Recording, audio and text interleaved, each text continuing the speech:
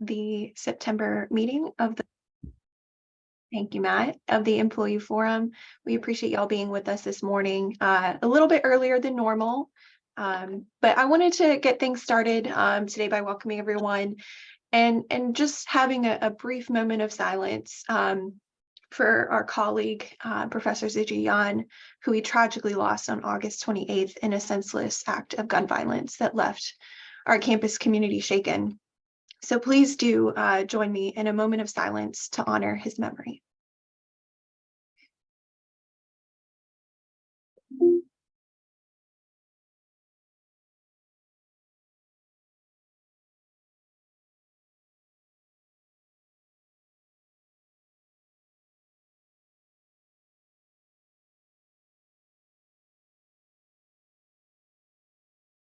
Thank you, everyone. As I shared in my social media statement following the shooting, I wanted to commend the selfless acts of many staff across campus. Each of you stepped up in various ways that truly show what a special place Carolina is. Our staff are simply amazing. I also wanted to take a moment to echo the resolution passed last Friday by our friends at the Faculty Council. I'll put a link in the chat shortly for those of you to read along. This resolution was read out in both English and Chinese before being passed. They were also joined at that meeting by some of Professor Yan's close colleagues who have been supporting his family since the shooting. They passed along an update that was shared at Professor Yan's private memorial ceremony as well. I encourage you all to watch the recording from the Faculty Council meeting last week to hear some of these beautiful and moving remarks. Again, I'll put that in the chat shortly. Now, let me open up the floor just for some brief time for reflection about the tragic events of August 28th. But first, let me start by previewing some of what I believe will be in Provost Clemens' update shortly. The university will be creating an opportunity to submit feedback on how the university handled the situation that day that I encourage you all to take advantage of. I believe they want all feedback shared via that avenue, even the feedback that we share with them today, so that they're able to respond effectively to concerns raised. I will also say that the Employee Forum has already begun collecting many thoughts and concerns from staff, which we plan to share at our Vice Chancellor's committee meeting tomorrow. For those of you who did not sign up to attend and wish to participate in that conversation, please reach out to Matt Banks. Also, I will say that at our first STAC meeting of the year, for those who aren't familiar with STAC, it's the Staff Advisory Committee to the Chancellor. We also held that last Friday. We had a great conversation with the Chancellor and provided some valuable feedback and staff perspectives from that day. Okay, so we have about 10 minutes until we proceed with our roundtable with Provost Clemens. So just opening up the floor to thoughts and feedback from the group. Feel free to raise your hand, unmute yourself, and we'll call on folks.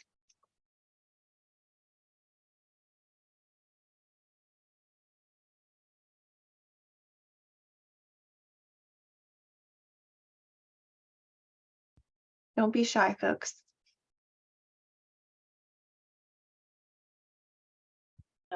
I'll start. I was on the other side, on the hospital side, so I was not close. However, my staff is all over the place, so they were like, I'm in this building, they won't let me out, and what's going on, and that sort of thing. For those who were on the bioinformatics side, I personally thought they did a very good job with telling us what was going on. I know that some of the students did not feel that way, and I'm not sure if they were not connected to, you know, the system quite yet. That's what I'm thinking may have happened. You know, it was only one weekend, so did they have their phones and all that stuff? But personally, I thought they did a very good job with information and that sort of thing. Again, maybe it was because I wasn't on that side. Yes, I heard sirens and saw everything, but yeah, I thought so. I hope everybody else did too. I'm sorry that the students didn't feel that way. Great, thanks, Janet. David. So what I heard came from more graduate students and not necessarily staff members, but I think it would affect staff members as well, is there's a lot of classrooms on campus that are not lockable, or they don't know how to lock. And Siobhan, I see you have your hand raised. This affects specifically Romance language, because I know some of the graduate students there. And that's really scary because Dye Hall is pretty close to where that happened. And we had students and grad students and staff assembly sheltering in place without the ability to lock their door. So that's the big thing that I heard, and it was I heard it from multiple people that were affected. I don't know if they were all in Dye Hall or not, but they were Romance students, so it could have been Haynes Hall and some other halls that they teach in. Great, thank you. Siobhan? Yeah, so as David mentioned, we have had students and faculty report about doors not being able to lock, and we have been in contact with our facility shared services to inform them of that.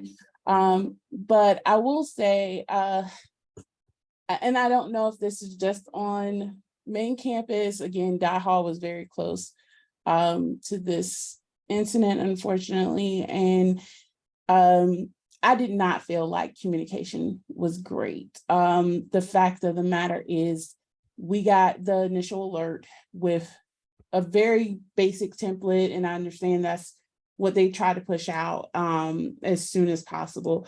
But then we didn't hear anything officially, whether through the Carolina alert system or via email, until 2:35.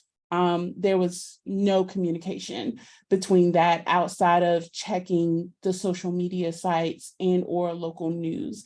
And there was a lot of misinformation circulated, not only among staff and students, but also through the media. And I understand that, but it was frustrating because we had no idea of what was going on. So being sheltered, I had a couple students outside of my staff in my office. I had a couple students that I had to just pull out of the hallway that were just standing around. I had nothing to tell them because I knew nothing. And I think that communication definitely needed to be better and a little bit more frequent.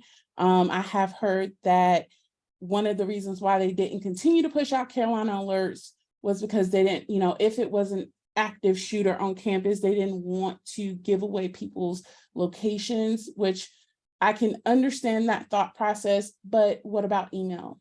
Everybody doesn't have their email notifications turned on, but they, in this situation, may have been checking it. I just think that the communication could have been better.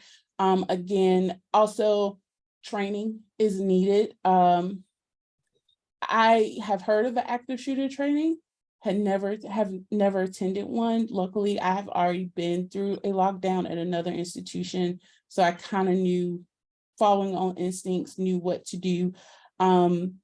There are Carolina Ready posters in some classrooms, but not all. Matter of fact, we reported in Dye Hall a classroom that did not have one before classes started. I am not sure if it was replaced or added after, and honestly, I don't know how many people actually utilize that in that time because you're so flustered, you just don't know what to do or what, you kind of run off instinct. So I definitely think some type of centralized training, not just a training that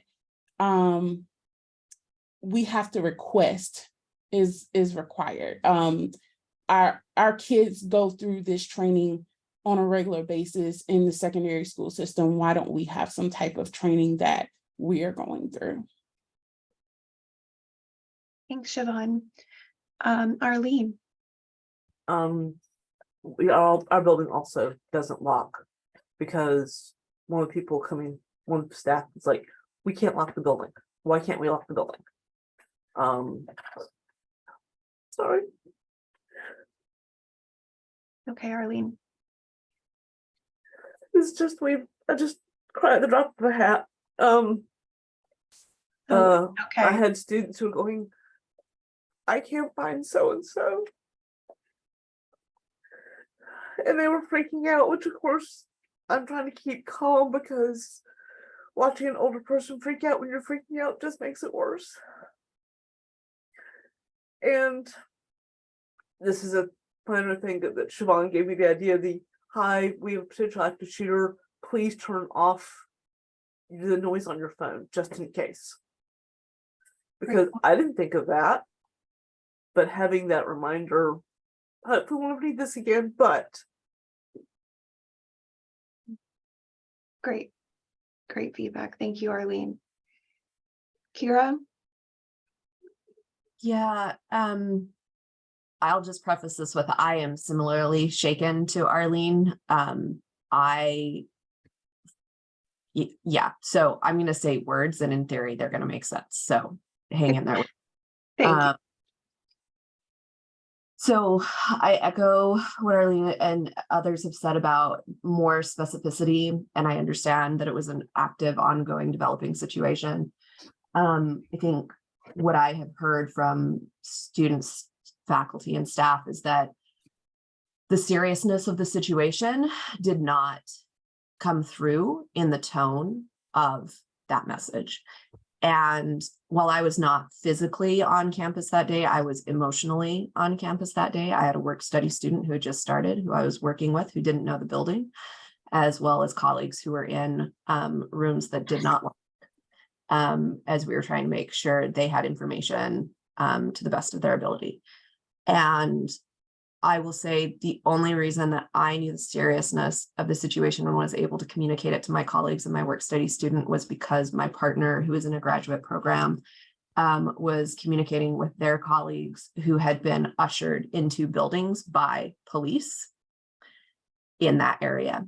And so if I had not had that information, I would have been having a harder time digging out what I needed to get to the folks who were on campus and didn't know what was going on.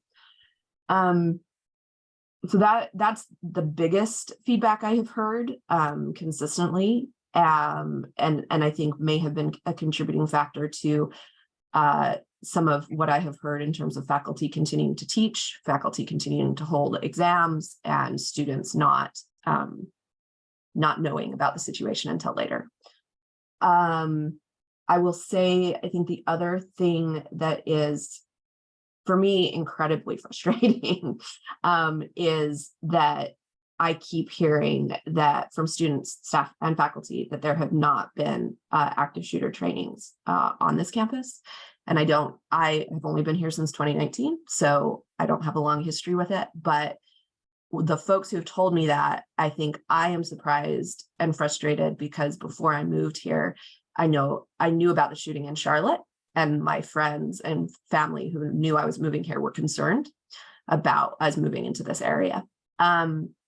So on the day of, I relied on previous institution and previous trainings that I had had in order to support my students. And I think when we're talking about training, I think we're not only talking about training for staff and faculty, but I think we need to make sure that our graduate students are equally prepared when they're leading classes, because my colleague or my partner's colleagues, ended up, taking responsibility for students that they were only a couple of years older than. And I think that age difference and that dynamic and the pressure, I think that was a lot for folks to manage. So thank you. Thank you so much, Kira. We're gonna have 2 more remarks and then we'll move into Provost Clemens' roundtable. Keith, you're up next. Good morning. Maybe I am the outlier in this, because looking back at it and while we were going through it, I thought that it was handled as well as it possibly could. I did not see where anything could be handled differently.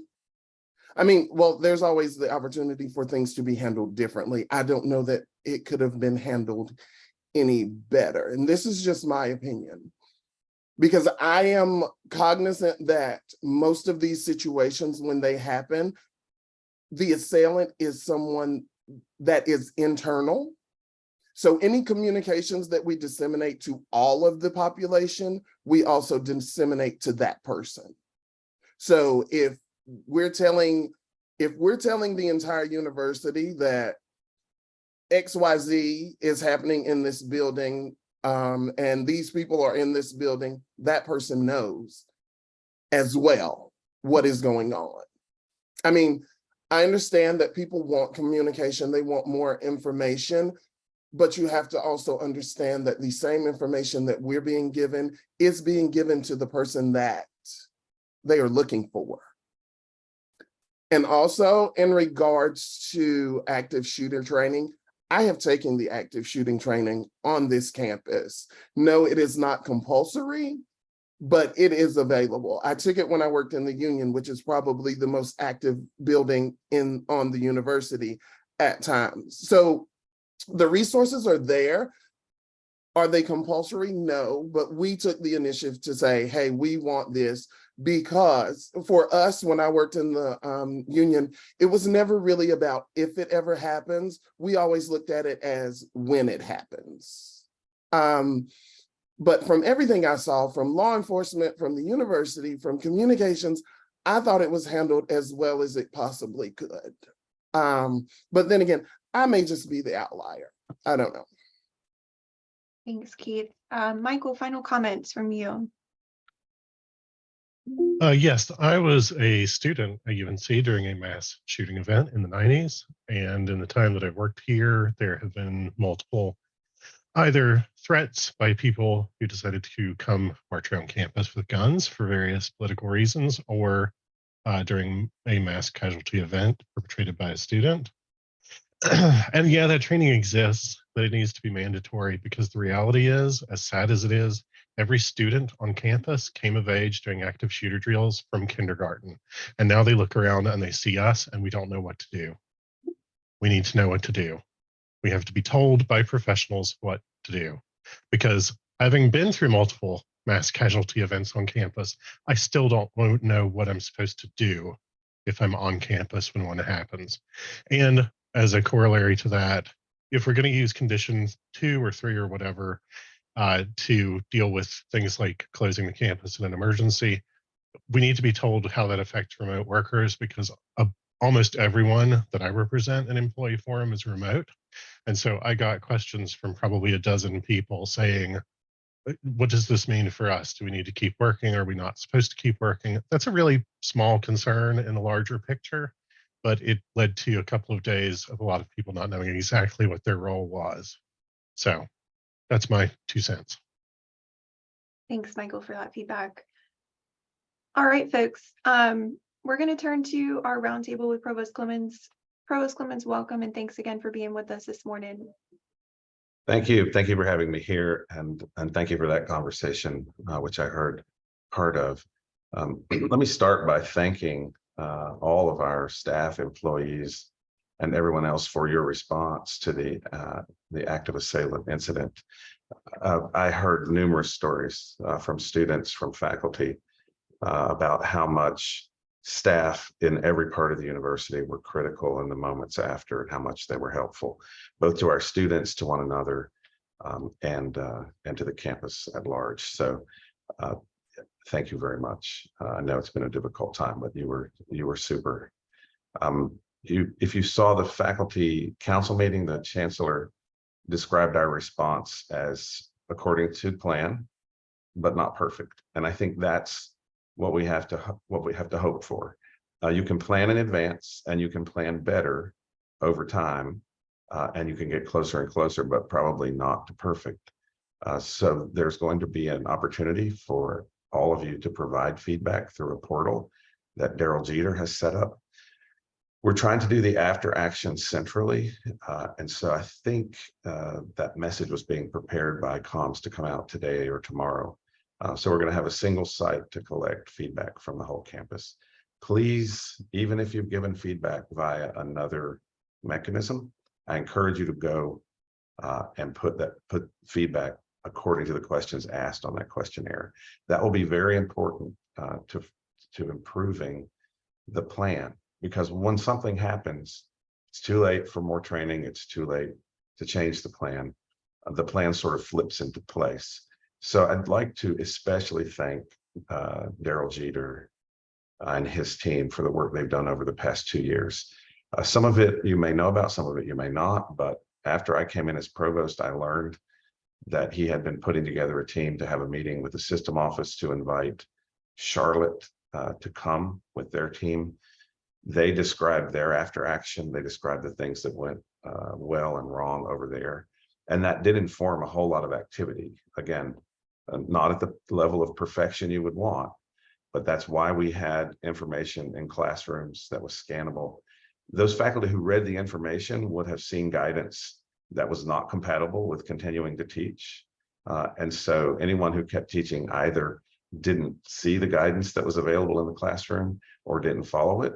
So we need to understand why that happened and try to figure out ways to do better. We do have active shooter training. It's available through safety, public safety. You know, in my department 10 years ago, we had them come in, they give a kind of shots fired demonstration. But as you all noted, it's not a mandatory training. And so not everyone has seen it. And I would say, even though I've seen it, it needs refreshing. So these are not kind of one-time preparations that you make. So I think, you know, I want to commend that team, George Battle, Derek Kemp, Daryl Jeter, and all of the folks who executed on what was a much improved safety plan over what we've had. And I also I look forward to working with them as they solicit your feedback. We will have outside professionals, consultants who are experts at this, review all of the feedback, and they'll make a set of recommendations for the go forward plan. So we can talk about that in questions. Let me cover one or two more items, and then I'll turn it back to Katie for questions. I just got back from the meeting of the AAU provosts. It was a very interesting meeting about the challenges in higher ed that most provosts are facing. I will say right off the bat, during the incident 2 weeks ago, I received help from the University of Virginia Provost Ian Balcom and also Provost Thomas Gichko at Michigan State. You may recognize these as both as places that had recent shooting incidents on campus. So it's maybe not a great commentary on the culture in which we live, that there's now a document provost pass on to the next person who needs help and advice in a situation like that. So it was very helpful to have this community of people who've been through it to understand it and to help plan for what we do next. At that meeting, though, we discussed other items. There was, questions about the cost of higher ed. There was a lot of concern about that among the provosts. All of the public polling shows strong negative ratings, both from parents and the public at large, about how expensive higher ed and how much debt students have to go into. I felt pretty good in the room about the cost of higher ed at UNC relative to some of the other AAU schools. We're at the very lowest end. And of course, we provide a large amount of support to students. So I think we're a leader in the industry amongst the AAU peers. There's about 71 universities in that peer group. And I was very proud that we're able to do that, that we can lead in being kind of a low-cost option for folks, especially in the state of North Carolina. The other things that are on their minds are many of the universities are negotiating with unions around contracts for grad students, for staff. And we're not a union state, but it is a reminder that there is work to do on pay equity and pay in all those categories that we should be doing with or without organized labor. It's certainly the case that this forum is a way to organize, and we should be responsive to the requests. So I think, I'm happy to be in that conversation. I think, we have an HR system that's sometimes clunky, even if our intent is to do better with the state system. But I think we've made progress. I think Becci has done some really good things in HR. I want to continue to hear from you and listen around those issues so that we find ourselves working well together, because some of the other provosts were experiencing a little tension around those interfaces. So I want to thank you all for working with us on these things. And then everyone was talking about rankings, which are about to come out. We probably shouldn't overemphasize those. They're embargoed. They're coming next week. So we'll see more on that in the next week. And then the last thing, of course, is our budget. We're anxiously awaiting the budget. I don't quite understand what happened yesterday. You see what I see, some news articles. Looks like people walked from the table over some contentious point. I'll be on the phone urging people to get back to it because our raises will be delayed, assuming they're in the budget. And there are all kinds of reasons why we need that budget to appear from Raleigh. So that'll be our next set of concerns, is trying to figure out what's going there. Let me stop there and hear from you about any questions or concerns you may have. And so I'll give it back to Katie. And thank you so much for having me. Thanks, Provost Clemens. Questions from the group for Provost Clemens?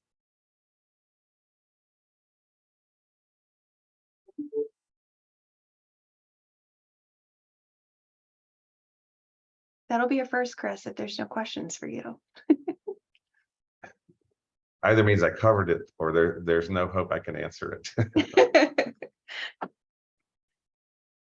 I do have a quick question, and this might not just be specifically for you, Provost Clemens, but as far as the active shooter training that is offered, is that something that can be tailored to like the building that you're in?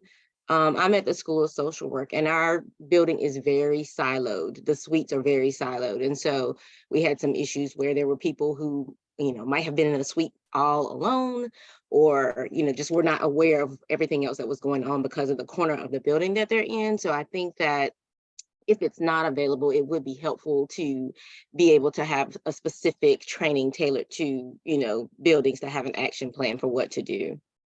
Right. No, that's a great question. The trainings that are offered centrally are mostly not building specific. So they would be a shots fired, that would be a generic kind of what do you do in the situation. I think what's important about that training, if you've seen it, is you are not going to get directives for the most part. In a situation like that, once it starts, the decision making is going to be very, very much in the room. And down to the individual level about whether the right thing to do is to lock the doors and shelter, whether it's a case that people are coming to help you move, as happened in some of the stuff a couple of weeks ago, or whether you need to be preparing for something that's more, along the lines of having to resist. So it's great to kind of get you in the frame of mind where you're having to think through these things. For the individual buildings, each school has a safety plan. And so trainings on the specific safety plans would have to be individualized. And I know some schools put those plans out, but I don't know we probably have a fairly non-uniform set of practices around how we're trained on them. And while we sometimes do drills, we haven't done campus-wide drills for various reasons.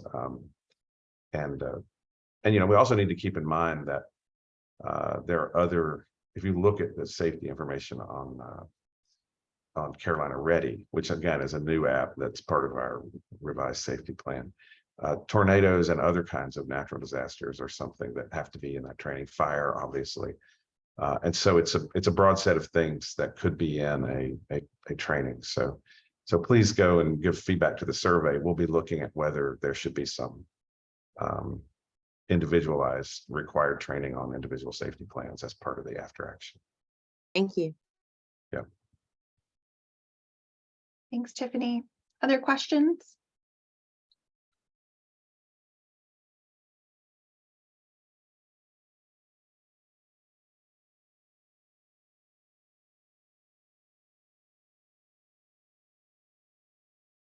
No? Okay. All right. Well, thank you again, Chris, for being with us today and for all of that great information. Yeah, thank you. And look, my office stands ready if you have individual concerns or you need assistance in some way, please contact the Provost office. We can try to point you in the right direction. Thank you. Chris. Okay, moving on to the next portion of our agenda, we've got some finance and operations updates from Vice Chancellor Nate Knuffman. Nate, thanks for being with us today. Thank you, Katie. Can you hear me okay? Yep. Oh, great. Well, I always like to start by just thanking staff for all the contributions. And I feel like an extra layer of thanks is required today. Just been a tough couple of weeks and the service during this time. Thank you very much. All right, transitioning over. I wanted to spend most of my time today just on budget and an update on where we're at and what to look forward to here moving forward. We're almost 3 months into fiscal year 23-24. As you all remember, the campus completed our portion of the 24 spending plan kind of earlier this year. And again, this 23-24 all funds budget that we completed, it's the second year we've produced one of these. So the first year was last year under that system prescribed format. We published it, so you actually can find that online. We are set to publish again a second all funds budget. So this will be the second iteration. And I want to thank everyone, many across the campus that contribute to this. It's a lot of work.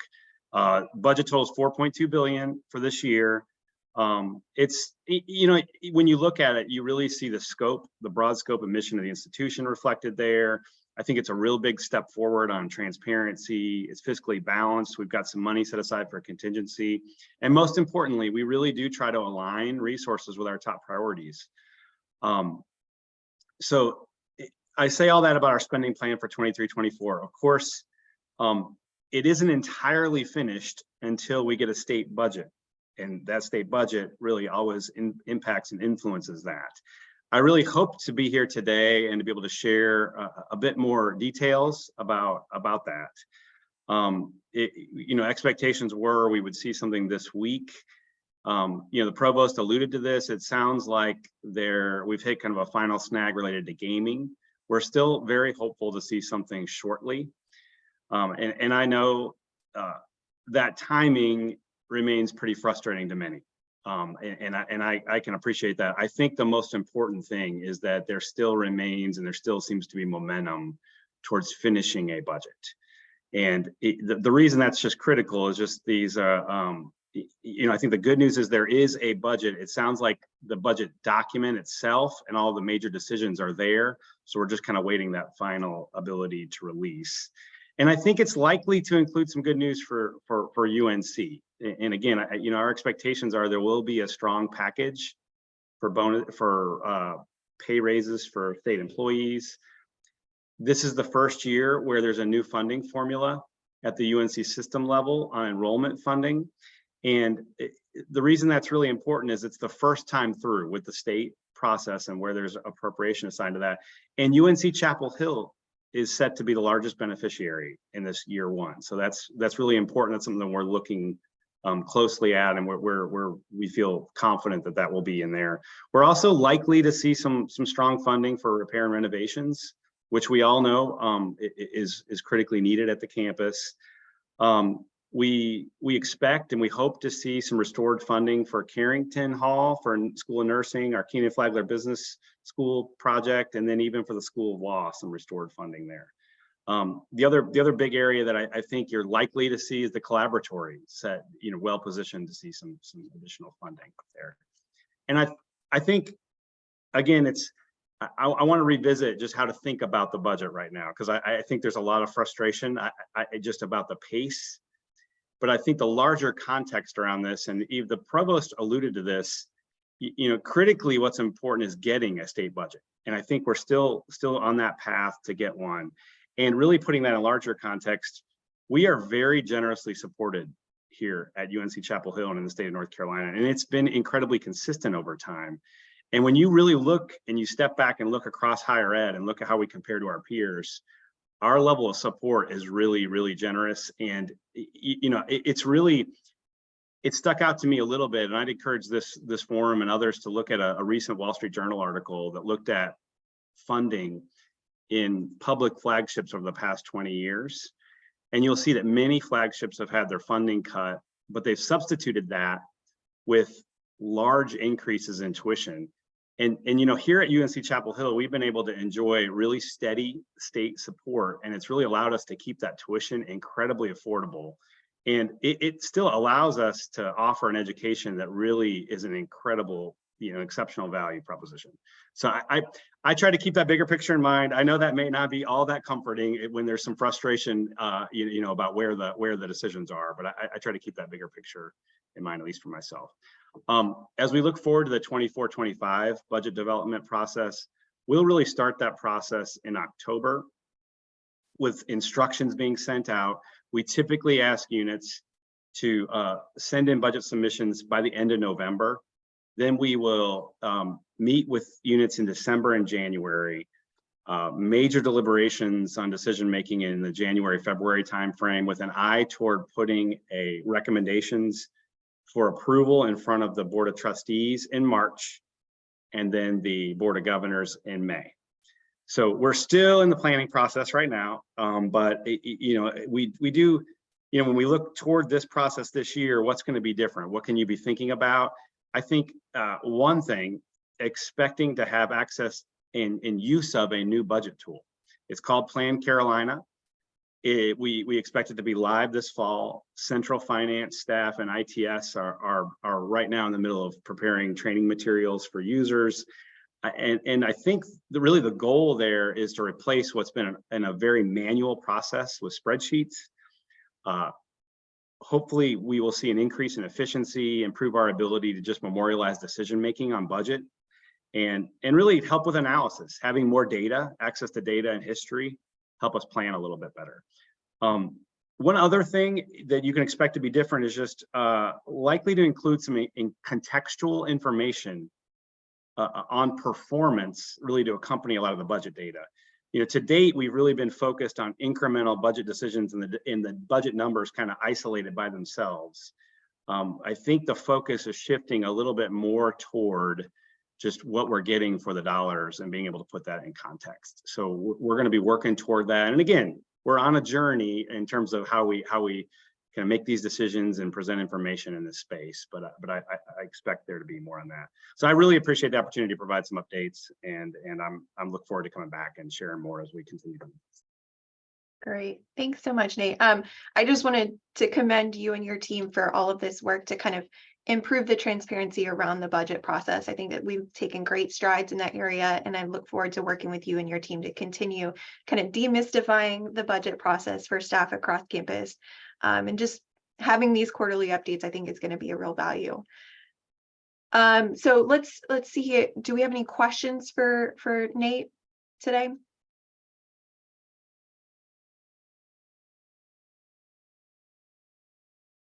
Katie. Yes, sir. Now that I think about it, I do have a question, but I think I may save it for Becci. Okay. I may Sorry, save Becci. it for Becci. Jake, you have a question? Yeah, I think you mentioned the allocation model potentially being updated. We'd heard whispers about that at Gillings. Just curious if you know when we might hear more details about that. Yeah, it's a great question, and we have been having a lot of conversation on how we allocate tuition and appropriation on campus. For those of you familiar with this, we historically have we've incrementally just rolled budgets, both tuition and appropriation, forward, really without a tie toward activity or a tie toward work credit hours or being taught. And we're trying to improve that connectivity just to get better incentives and just better alignment. And the other reason we're having this conversation is more just the timing. I mentioned the system office had worked on a new funding formula at the system level. We finally have clarity on what that looks like. And so with that clarity, we have an opportunity to really align how we do our work here at UNC-Chapel Hill, and how it aligns with how we attract funding at the system level. So we've started engaging several different work groups, talking through how an allocation model might work. We're in the beginning stages of this, but we've been meeting with deans, some across the campus. There has been with finance leads, there's a group working, and then there's an implementation team as well, working through some of these pieces. And so we're going to continue to work on that this fall. Our hope is to have something fleshed out by the end of the fall, and we can look at and potentially be effective for next fiscal year. Awesome, thank you. Yep. Other questions for Nate?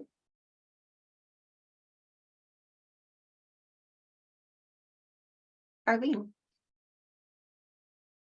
This is probably something you cannot answer. Do we have numbers on how much of the deferred maintenance is likely to get attention with the new budget? Crossed fingers. Well, I'll say a couple things on that point. First, I've been encouraged that there seems to be renewed emphasis on funding for repair and renovation needs across the system. We've had some more success actually getting dollars for these. When we think about repair and renovation and capital, there's almost 3 buckets of funding. There's kind of big, newer named projects. There's larger comprehensive renovations, which are usually in the $2 to $10 million range. And then there's smaller R&R. And just the kind of that smaller R&R, we had historically not received predictable funding, and it had really been smaller in the $2, $3, $4 million range. We have been receiving about $8 million per year, and we expect that level of funding, around that level of funding, to continue, which is a market improvement, and it helps. Does that address a more than $1 billion backlog? No, but it does help. It is an improvement about where we've been, and I think it's a step in the right direction. Great question, Arlene. Any other updates, questions, thoughts?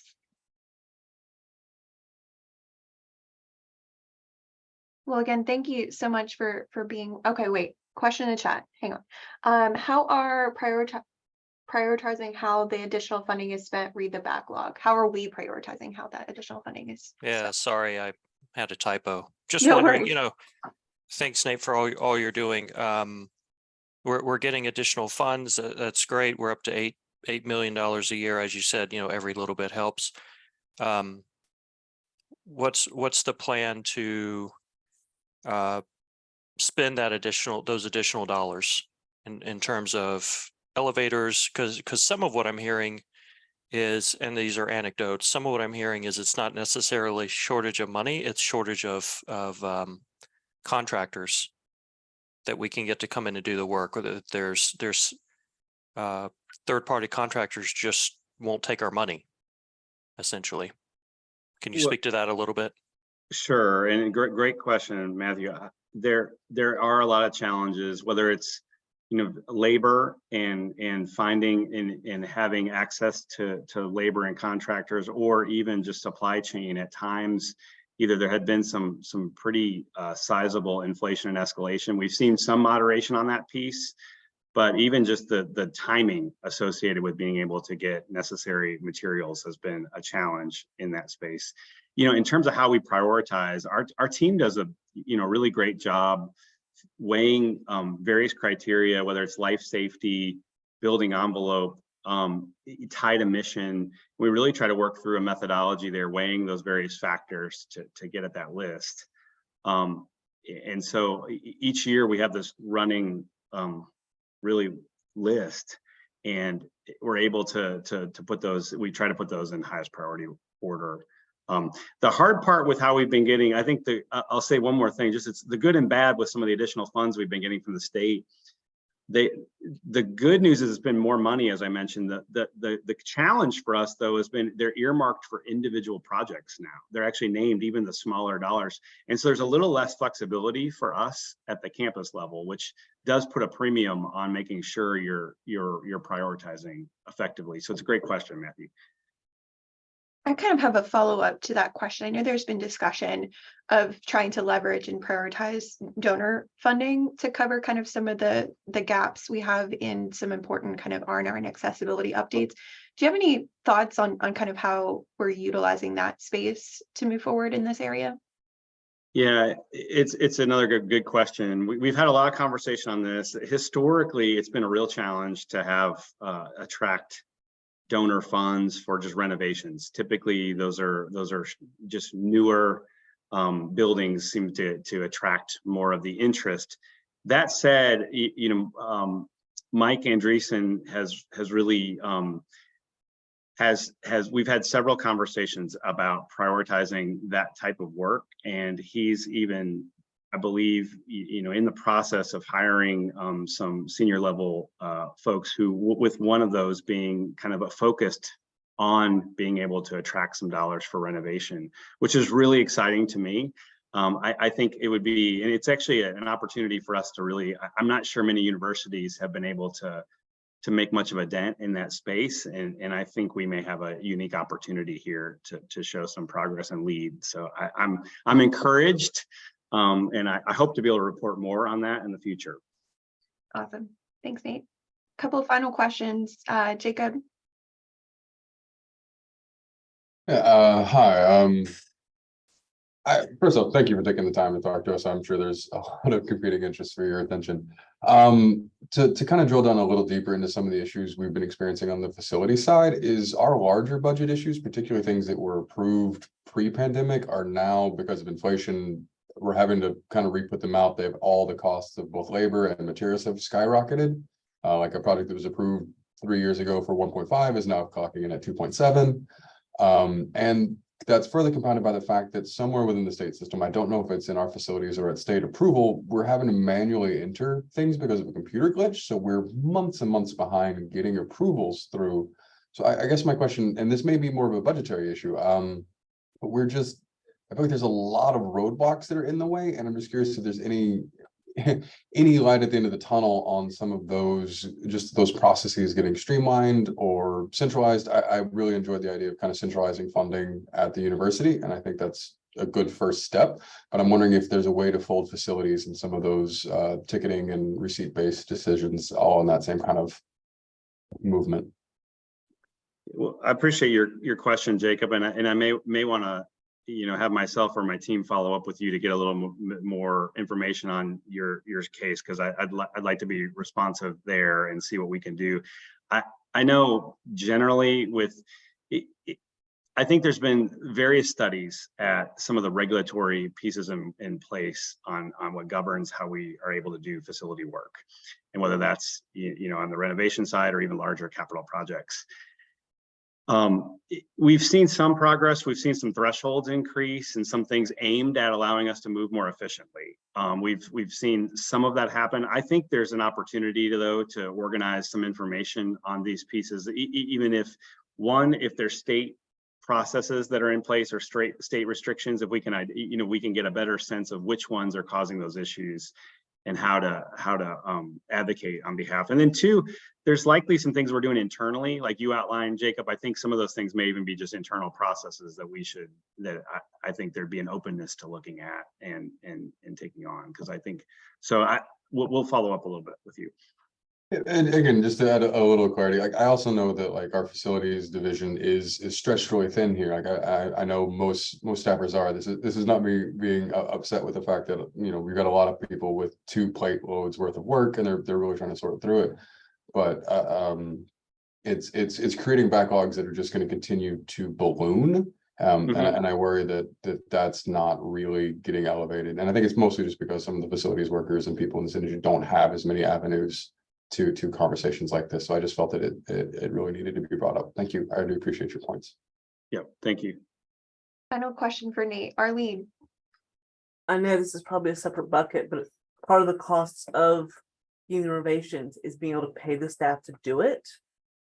I don't know if that's included in the conversation or not, and I know that poor facilities has so many vacancies and has trouble hiring, but again, it's the whole thing. Can we carve out more money? And if we're getting these appropriations going high, we also have to pay the people to do this. I don't know if that's part of the conversation or not. And I wonder.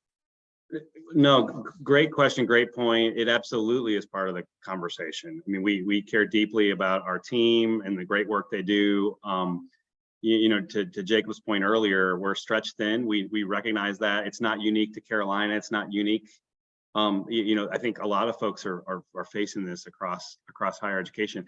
I've been encouraged. I've seen some relief on the personnel side where there's more flexibility granted to campuses with sign-on bonuses and retention bonuses. And again, I'm hopeful we're going to see a state budget here soon that's going to have some additional dollars there. But it can't all be about dollars too. It's work that we need to do to make sure our UNC-Chapel Hill is a place that everybody wants to be, a destination where we want to work. And I know we talk about that frequently among our leadership team. And so I appreciate your comments, Arlene. We do think about that a lot.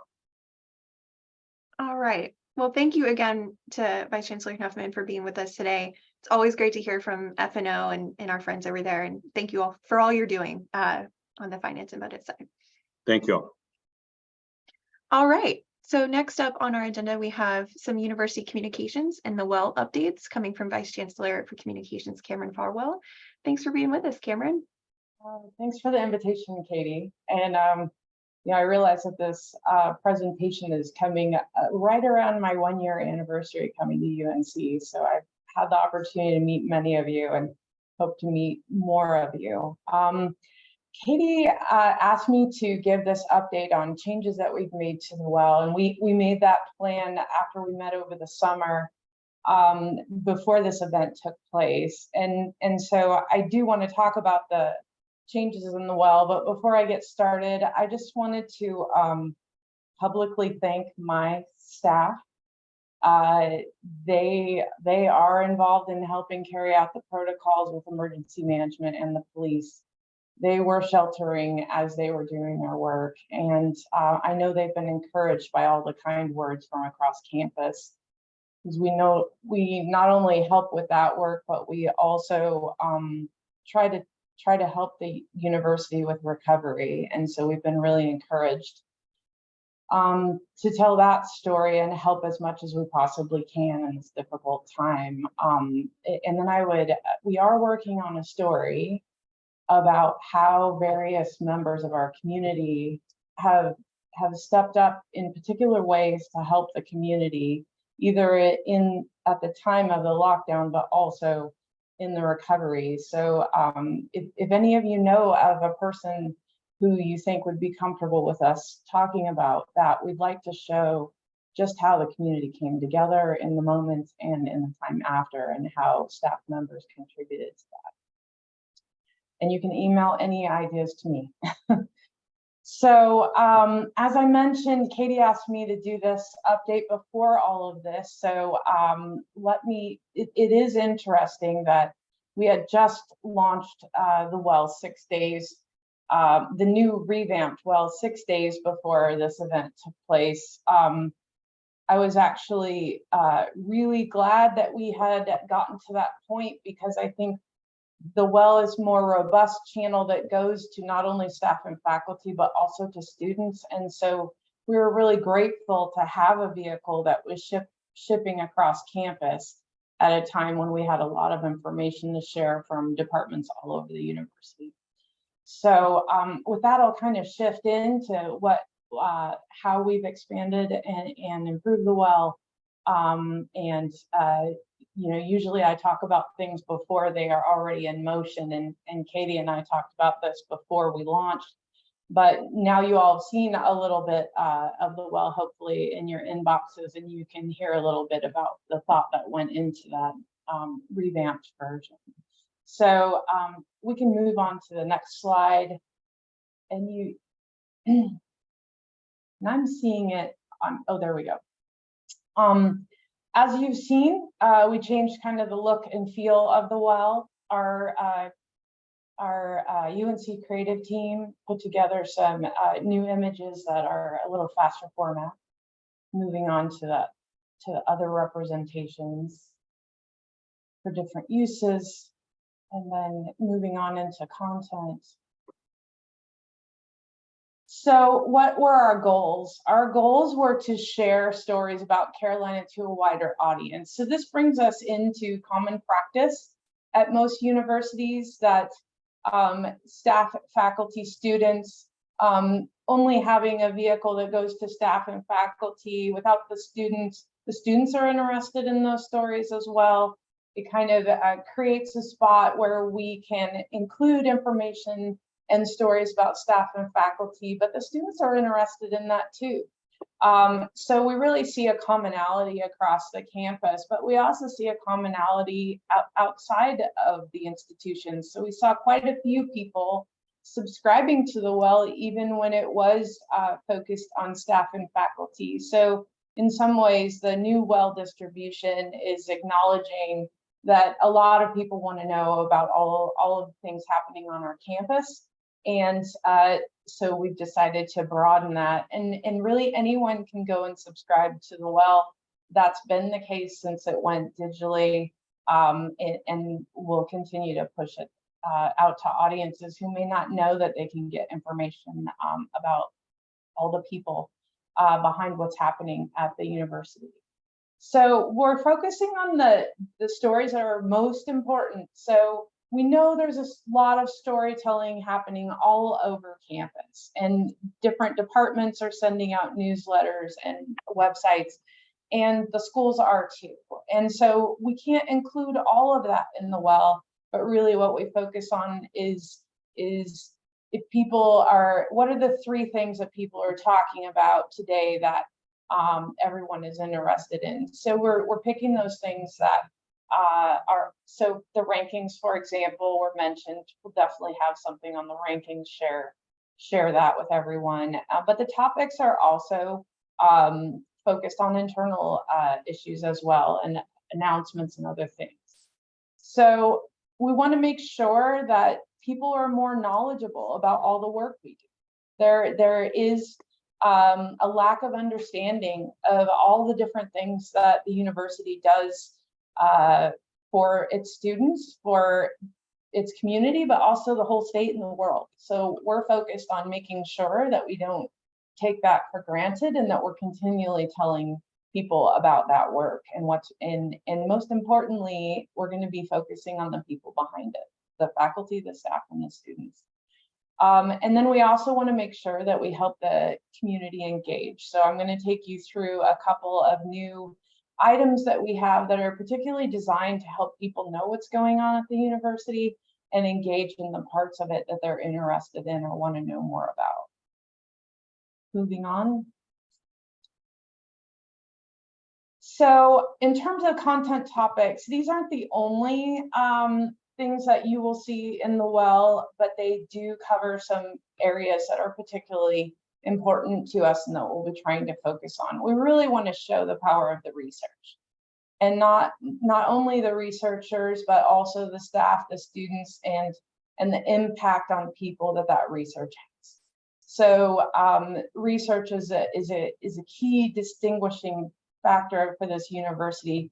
We want to not just talk about the $1.2 billion in dollars. We want to show people that research in action. So scholarship, and so in scholarship, it's not just research, but also the tremendous work that we have in all the other subject matters across campus, and the incredible scholarship we have in so many areas. And so also the people behind Carolina. If we talk about a program that does a lot of good, maybe people will read the first part of it. If you talk about the person in the middle of that program who's doing something good, it's much more compelling. So we want to show the work of students, faculty, staff, show the people behind the work, and really talk more about the whys, why we're doing things, as opposed to so much of the what. And we love to tell stories of extraordinary journey, a student's extraordinary journey, a staff member, a faculty member, an alumni. So we really, those are very compelling to people to hear about the amazing things that happen to people while they're on this campus and the journeys that they take in their lives. And we are interested in telling those. And then, you know, the well also reflects history and tradition, the things that we enjoy every year, that we want to, that have a certain Carolina personality. We want to demonstrate a sense of place and the things that make this university special. I'll be showing you some new feature that particularly focuses on the achievements of faculty, staff, and students. So I think it's important that we have a continuing place where we can recognize the contributions and achievements of our people. And then we also want to have robust reminders for the campus. Hey, remember this, remember that. And some of those are related to staff and faculty needs, and we'll continue to do that. But some of it is good things to remember. Hey, do this, do that. This is coming up, kind of thing. And then we also have some new vehicles for featured events. So again, this isn't an all-inclusive list, but these are the kinds of things that we're hoping to do even better than we have been. But the well was already quite popular when I got here, and we're just hoping to expand that impact. Moving on. So I talked some about this, I won't repeat, but we are going to be looking to really highlight the work of our photo video team and our social media, really showing the multi-platformness of our storytelling at the university. So you'll be seeing more of those items shared in the well. You'll also see promotion of governance meetings and so forth. I think you've already been seeing that in the well, letting people know about meetings ahead of time in a very public way to a much larger audience so that they can attend and get engaged. Moving to the next. This is just a few examples. These examples were pulled before the event on campus that we're still going through. We did fire up an awful lot of storytelling related to that, but these examples were back when we were just launching the semester, but you can flip through these a little bit quickly, Matt. The stories not only appear in the newsletter, but they also appear on the unc.edu, as well as a newly revamped page for the well itself, which you can find by clicking on the Discover button on the home page. This gives you a sense of the work of our team as we launch the semester. You can keep moving that. Some of the events that we saw happening as we came into the semester, you can keep going. So this is how it appears on the home page and on the well page, but then you also see these stories. I love this story a lot. This is, if you missed this one, it's a great story about one of our students. Keep moving. And you'll see that we're focusing on people, the people behind the story. And here's an example of accolades. Accolades is a new feature focused on particular achievements of faculty, staff, and students. And you can send anything to our staff and we will we'll verify, but then we can share those out through this. Keep moving. This is a little better focused on the accolades and honors. Yeah, even if it's a short announcement, we can include that in this. So we're happy to have this vehicle to really celebrate achievements. Keep moving. This is probably one of my favorite parts of the new well, and I want you all to know about it. We now have a campus-wide university calendar. So what that means is my team has purchased a really nice piece of technology for the benefit of the whole campus. People can put events into the calendar. It's a very easy interface and it's very easily searchable. So you can search for all athletic events. You can search for all arts events. You can search for all events at a particular school. You can search by audience. It's a very robust tool, and you can also download the items onto your Outlook calendar, other calendars, or ask for a reminder of an event. So this is something we haven't had at this university, and we're really hoping it will get better and better as more and more people are adding events. But I think this will be a really good tool to help promote events all over campus and opportunities, but also improve engagement in all of those events. Keep moving. And then this is the last slide. We are currently coming out twice a week. We needed to start slow, getting our feet under us in starting a new product. But we will be moving to try to get up to 4 days a week once we get everything fully in place.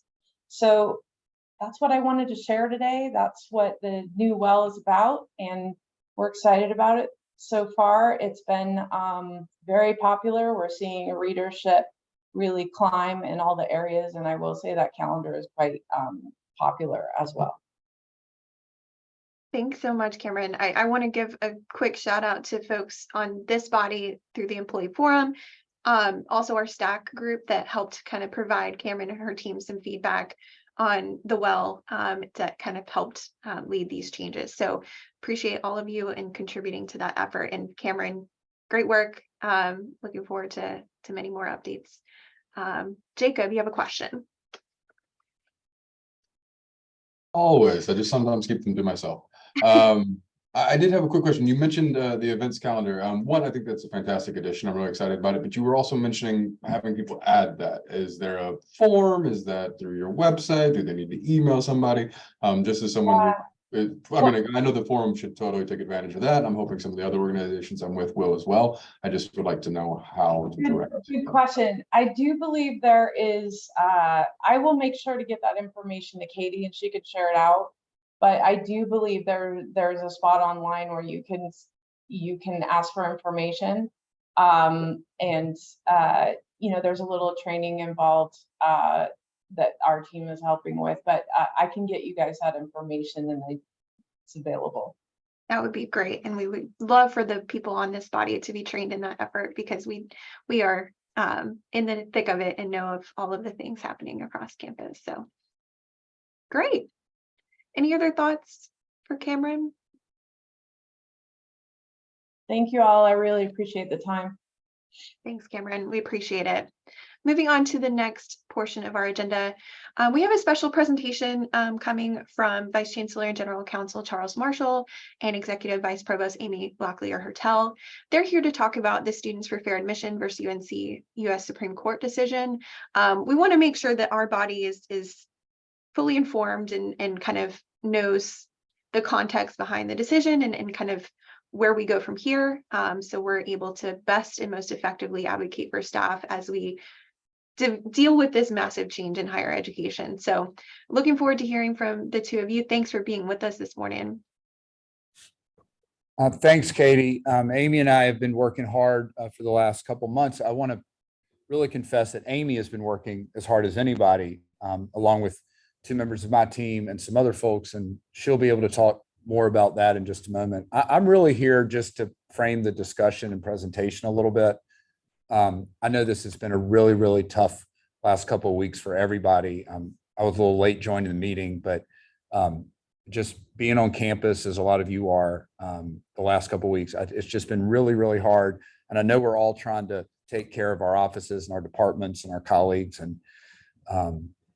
And for me, a lot of parents of students that are here. So it's been a little harder to get right back into the swing of things, but this is front and center of a lot of what we're doing from a legal and compliance standpoint for obvious reasons. So let me just frame this up a little bit. I can talk briefly about the decision, but this is really a discussion about process. And Katie, as you mentioned, you know, what are we doing and being informed? It really is going to focus on what we're doing right now. And that is making sure that our admissions teams, beginning with undergraduate admissions, where we have so much activity, and then even in the graduate professional schools, that we're getting them the advice and the information so that they can be fully compliant with this decision. So we've been preparing for it. We did a lot of great prep work in advance of the decision. We have the right people and the right teams in place. And Amy's team has been squarely positioned to do that. They're on time, they're on schedule, and she can share with you really what that process looks like and how important it is and what we're hoping to do over the next few weeks. Because what was, from a timing perspective, what's interesting is the decision came down as they normally do at the end of the term, at the end of June, June 29th to be exact. And, you know, our undergraduate admissions opens, you know, the beginning of August. So that was the other reason we really need to focus on preparation for any ruling, whatever the decision would be, because we knew there would be just a window of time. And that's why it's so important that we have process. And you'll hear us talk about that more than anything else, is process. So I don't, for your purposes of planning, I don't think this will take the full amount of time, but I want to make sure Amy has the time she needs to walk through what she's going to talk about. You know, obviously I won't be talking at all about like legal advice or legal interpretations. This isn't the forum for that. But we're happy to walk through process, and let's go from there. You, Amy, do you want me to go through the first couple slides? That'd be great. Who's got those? Let me pull up those slides real quick, Matt. Thank you, Katie.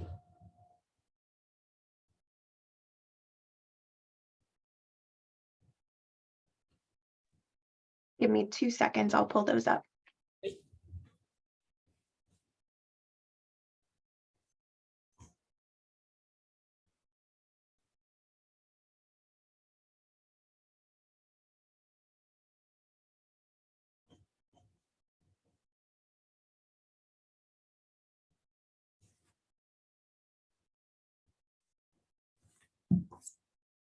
Perfect, thank you.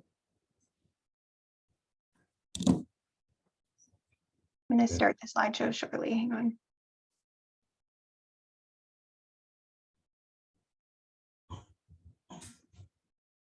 All right, which screen can you all see, the presenter view or just the slides? I can see the presenter view, Katie. Okay, I'm going to swap. Now? Okay. We're good. That's good. Okay, take it away. Okay, do we click it? Yep. Yeah, we'll start with just the summary. Before I even get into it, let me just say, and you've heard the Chancellor say this and others, but it really needs to be said again. Everybody from the legal team here to the admissions office in particular, and everybody that was involved in this litigation for its duration, just did a fantastic and really wonderful job of representing the institution and our position throughout the litigation. And we had a lot of turnover, a lot of different people, but everyone was diligent and committed and just did a really wonderful job at representing the institution. As a result of the decision, there's been a change in the law now. So there's been a change in the law with respect to the use of race in admissions. Previously, the university was operating under previous Supreme Court precedent. As a result of this decision, we have a new precedent. And that is that we are no longer, meaning higher education, is no longer allowed to use race itself as a factor. Race for race's sake, that's a quote from the opinion, because that is what has been described in the opinion again. Every time you see quotes, that's where it comes from, is a form of pernicious stereotyping that causes continued hurt and injury. So those are quotes from the decision. As you know, previously, Supreme Court had permitted the use of the justification of the educational benefits of diversity as a constitutionally permissible basis for the use of race in a limited fashion in admissions. Here, the court said those cannot justify consideration of race in admissions because they are, again, by quote, inescapably imponderable and cannot be measured by a court. The court also said that because admissions is a zero-sum game, the use of race in favor of applicants of any racial group necessarily has a negative effect on applicants of other racial groups. And that zero-sum game, I just want to pause there for a moment because I think the description there is someone gets in and someone doesn't, right? And then finally, certain racial categories are, in the court's words, imprecise, over and under inclusive, and may work against an educational interest in diversity. There's more description and rationale for that in the opinion. And again, the opinion, I would encourage everyone to read it, but there's more discussion about that. And by categories, it's the demographic categories that people, what we refer to, or you hear it referred to as the checkbox categories. Those are the categories that the court was referring to. So this is just very high level summary of some of the key points in the decision that you've heard about. Okay, next slide, please.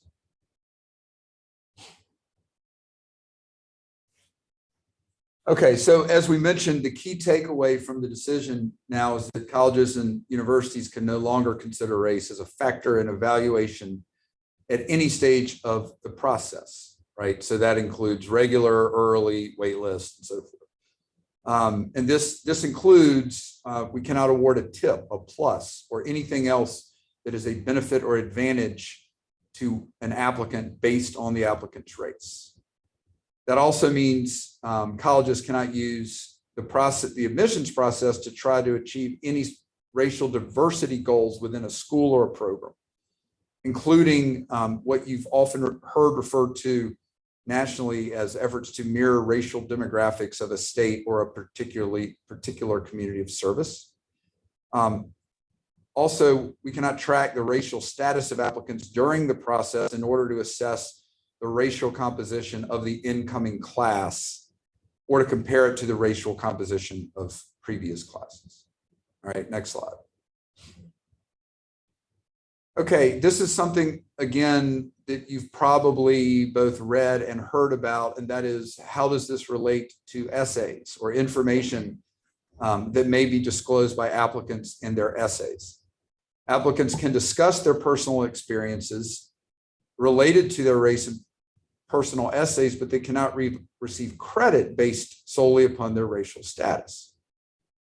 So what the court said in this regard, and again, depending on what you might read or hear, it's often framed in different ways, but the court does not prohibit considering an individual's discussion of a lived racial experience within their application process, again, like a prompt for a resume, a prompt for an essay, but only if such experience is connected to a separate race-neutral achievement, character trait, or other evaluation criteria that does not operate as a proxy for race. So again, the decision actually describes this in detail. And it's all based upon, again, the underlying premise at the end there. You cannot give a credit for race's sake only. And that includes disclosure of someone's race in an essay. But it also means that you can still, an applicant is free to write about an experience that might be informed by their racial status. It just can't be used by the university as a way to provide a benefit or advantage based on that status. Okay, so that's a high level summary of some of the key points of the decision that we as an institution are currently in the process of implementing in our admissions programs across campus. And again, undergraduate admission was at issue in the lawsuit. And I think it's worth pausing to point out the obvious, but it still is very important. And that is, we were the defendant, one of two. This applies across the board to all colleges and universities now, the decision that was issued, and including for people that may have been, and I'm sure there were, operating under the same precedent that we were following previously. But even though everybody is still, everyone is subject to this opinion, we're still a defendant in the case. We're in the process of working through the later proceedings. But today, we are focused on making sure that our admissions teams have all the information they need, all avenues of advice and guidance, so that they can be compliant with the standard and do what they need and have access to the people that they need from an academic, compliance, and legal standpoint. That's where Amy's team has come in. So that's really it from my perspective, just to frame it. But I want Amy to walk through what they're doing, and I think you'll be incredibly both pleased at the level of support we're able to provide across our admissions partners. Thank you, Charles. And so as Charles has mentioned, we're really approaching the implementation of the decision as what I've called a season of compliance. We are in the same season of compliance as every other university, college, and institution in the country, so we're not at this alone. But given that we're a defendant in the case, we're in the process of implementing this really at the same time everybody else is. And so I just want to talk a little bit about what that looks like here on our campus and has been. So recent communications, I want to talk about the Chancellor and the Provost. They've been communicating with the campus and with leadership and with admissions folks about this decision. So just after the decision was released, the Chancellor did send out a campus email. That was on June 29th. And in that email, if you go back and look at it, he stated that we would still remain staying true to our mission as an institution, that we would live out our values as an institution. And so I just think it's worth reiterating that is our guidepost. We will continue to remain true to the mission of the institution as we comply with the recent Supreme Court decision. In July and in August, the Provost and University Council communicated initial guidance to the deans, and an update was shared with faculty from the Provost in August as well. And also in August, there were many presentations made across campus to leaders, to deans, to the senior associate deans, and to staff really leading our admissions processes across schools. And those discussions were about current ongoing admissions practices and compliance with the law.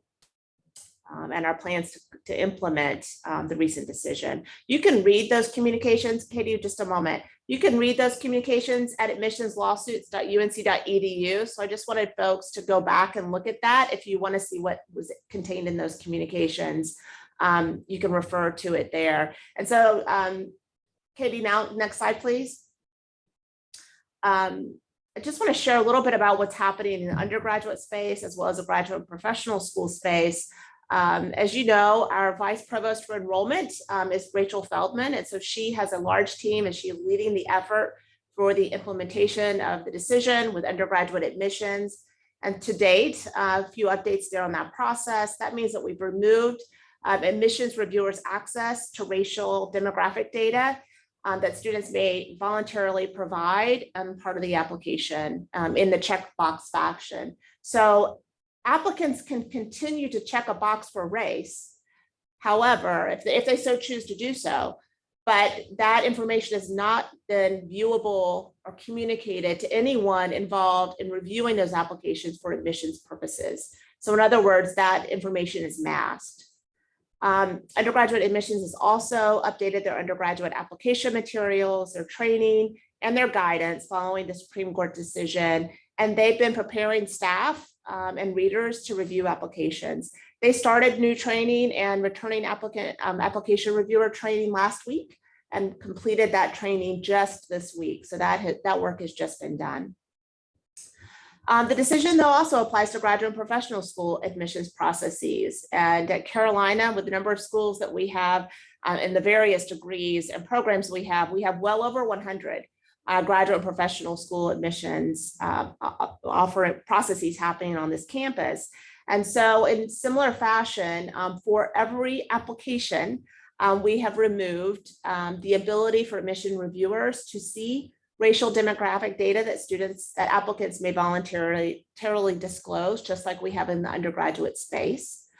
And there have been numerous meetings with deans, admissions officers, of senior associate deans I mentioned before, really to work through the implications of the decision on the various degree program offerings and degrees that we have at Carolina. And we are continuing to meet regularly with this group of individuals. Next slide, please. Oh, and before I get right here, I just want to mention that the provost did launch or did charge a small group of us to advise schools in our graduate and professional spaces on compliance with the decision. That team consists of the dean of the graduate school, Beth Mayer Davis, Kara Simmons and Steve Keaty, our senior university counsel, have been working alongside of us. Sarah Jacobson, who's the assistant dean for admissions and enrolled student services in the graduate school, and Nell Cooper, who's been supporting this team in our work. And so before I get too deep into these other activities, I do want to thank the team of folks that we've been working with to turn this decision into practice and really applying the decision on this campus in such a quick period. As Charles mentioned, the decision came out just as we were getting ready to open the fall admissions processes for undergraduate and graduate and professional schools. And so this team's been working diligently, and folks in your schools and your colleagues have been working diligently over the summer to implement this work. So other activities to date, our office and the Office of the Provost, the Graduate School, and OUC, we have received numerous questions from those that we've been working with in the schools and admissions who have admissions responsibilities. And we've been answering their questions, filling their questions regarding application review, recruitment efforts, and scholarships. Those questions are school specific and degree specific, so it really helps us to work directly with those professionals to answer those questions and apply the court's decision to the circumstances and the processes going on in those schools. So we're providing highly specialized feedback and guidance to our partners in schools. OUC is working closely with the system office on this process. And we are in the process right now of exploring a training module for all admissions readers and committee participants across our various schools and degree offerings for individuals who are going to be reviewing applications. So really to provide some guidance in what that process looks like. Undergraduate admissions has implemented their training, like I mentioned earlier this week and last week, and we want to do something similar for our graduate and professional school application readers as well. I just want to lay out before we conclude here that this really has been a 4-part process as we see it. The first part, right after the decision came out, we set to work to review specific applications, and we were looking at applications across all degree programs, whether it was what the application looked like, the checkboxes themselves, all the way through to essay prompts in applications. That process is complete, and in our application processes for most of our graduate and professional programs open nearly on time in early to mid-August this season. So that was a lot of work and a quick turnaround. Again, I'm grateful for the staff that really and the faculty that helped us move through that process. Part 2, I'm sort of thinking about as this application reviewer training, reviewing rubrics for application reviews and the interview process prompts. And so that's really the step that we're in right now. And this work will continue through September and into early October as we provide guidance around that application review process. Part 3, although it doesn't necessarily unfold this way, it really has to do with scholarships and funding and what that space looks like with respect to applicants to the university. And then finally, we're receiving questions around recruitment efforts and pipeline programming. We're working directly with schools and admissions officers around providing guidance in that space as well. It's really hard to provide blanket guidance in this space because in each instance, the facts and circumstances are so specific to a discipline or to a school or to a process that we're really doing our best to provide very specialized information and working closely with our partners on campus.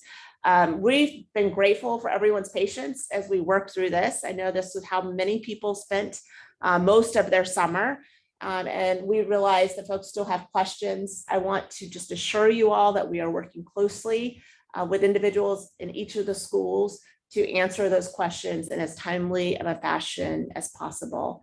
And I'll just close here, Katie, by saying, as the Chancellor has said, we remain committed to our missions and values as an institution.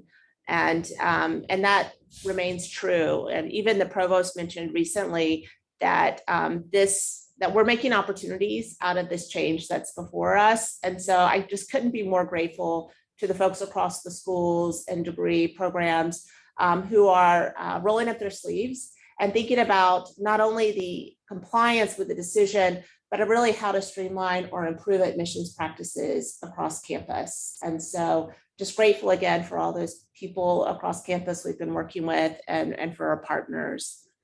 And so yeah, that's it. Thank you, Katie. Excellent. Well, thank you both for that great update. Let me stop sharing my screen, get back to my chat questions here. We're going to open up the floor for questions for Amy and Charles. I know there's several in the chat, but feel free to raise your hand if you have others. The first question in the chat we've got is, what is the communication strategy behind sitting BOG members tweeting their support of the SCOTUS decision? Because that stance is in contrast to what the Chancellor has been saying about being disappointed with the SCOTUS decision. Response maybe from Kamrhan might be the best person to address that question. I want to direct you to, we have a website that follows the whole history of the case. And I think that's where you can see all of the statements that have come from the Chancellor and from the Provost. And so I would direct you there, and really those are the statements to look at in terms of what our leadership is talking about. So I would direct you there, and it talks about a lot of the material that has been covered today in terms of our compliance and his immediate reaction after the case. This was my question, and while that's like the formal channels, like you can see the tweets from BOG members saying like pretty wild things about the case and the decision. So I'm just curious, like, staff aren't encouraged to talk about this publicly, but BOG members can go against whatever the formal communication processes are to say what they feel. I think that there are a lot of opinions about this decision, and staff members and faculty members have their own thoughts about that and have the freedom to talk about that in their capacity as you know, other than speaking for the university. Everyone has the opportunity to voice their opinions about all variety of things that are happening in the world. So in terms of speaking on behalf of the institution, I don't think staff and faculty should feel that they can't speak their opinions on this topic, because there are a lot of opinions. Audrey, you had the next question in the chat as well. Did you want to share it, or would you like me to read it? Yeah, I can read that one too. What is the, oh wait, gotta go down. How's the university planning to track any changes in student demographics over the next 5 to 10 years? And if there is an impact on student diversity based on this decision, what can and will the university do to address it? I'll take that question, Audrey. So thank you for your question. You know, the university will continue to comply with the decision. And so, you know, we will follow the decision of the Supreme Court. That said, you know, applicants can continue to provide that information voluntarily, and we are still collecting that as an institution. We do have some reporting requirements around racial and demographic data. And so we will continue to maintain that information and can provide that reporting requirements, but we will only be doing that as application processes close. So, you know, we won't have that feedback and information as quickly probably as we have seen it in the past. So we'll have to work through this first season and see what it looks like. I can't predict to you what the outcomes will be, and we'll have to evaluate that as each admission season closes. I can assure you though, we have, you know, this whole space of admissions and enrollment. I mean, these are professional spaces with leaders across the country who train for this, who are part of professional organizations. And so we're not the only ones having this conversation. Disciplines and professional organizations all over the country are having these conversations. And I'm sure that folks will continue to do that in the years to come as we follow admissions practices nationwide. Great. Thanks, Amy. Keith. Just a quick question, and it's more theoretical than it is actual. Because this case and this the ruling is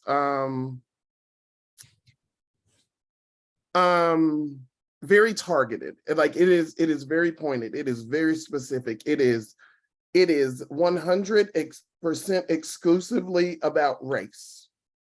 So does that mean, and now knowing that we can't give any credit or any points or tips or whatever you want to call it based on race, does that mean that other diversity metrics are not included in this? Like you could give points or tips for someone that is gay or based on their gender identity or their religion, because this is very targeted to race and has no mention of those others.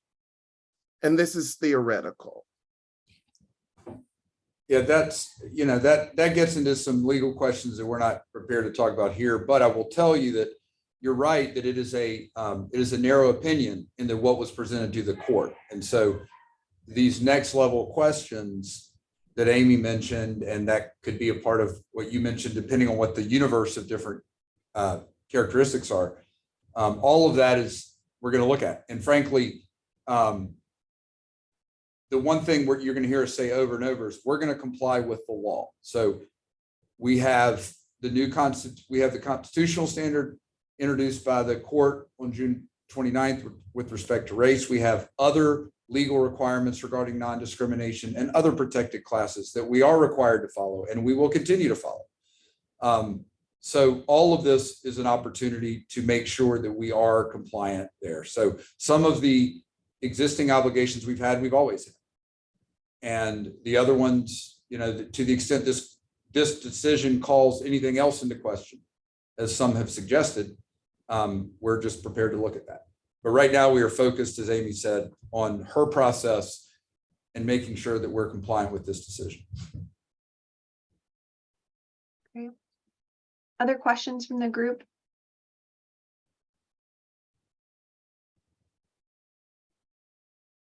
We got a question in the chat. I thought I saw where the Board of Trustees also approved a resolution that this decision also applied to hiring at UNC. Is that accurate and or enforceable? I'm not going to speak for the board. I'll tell you that the resolution was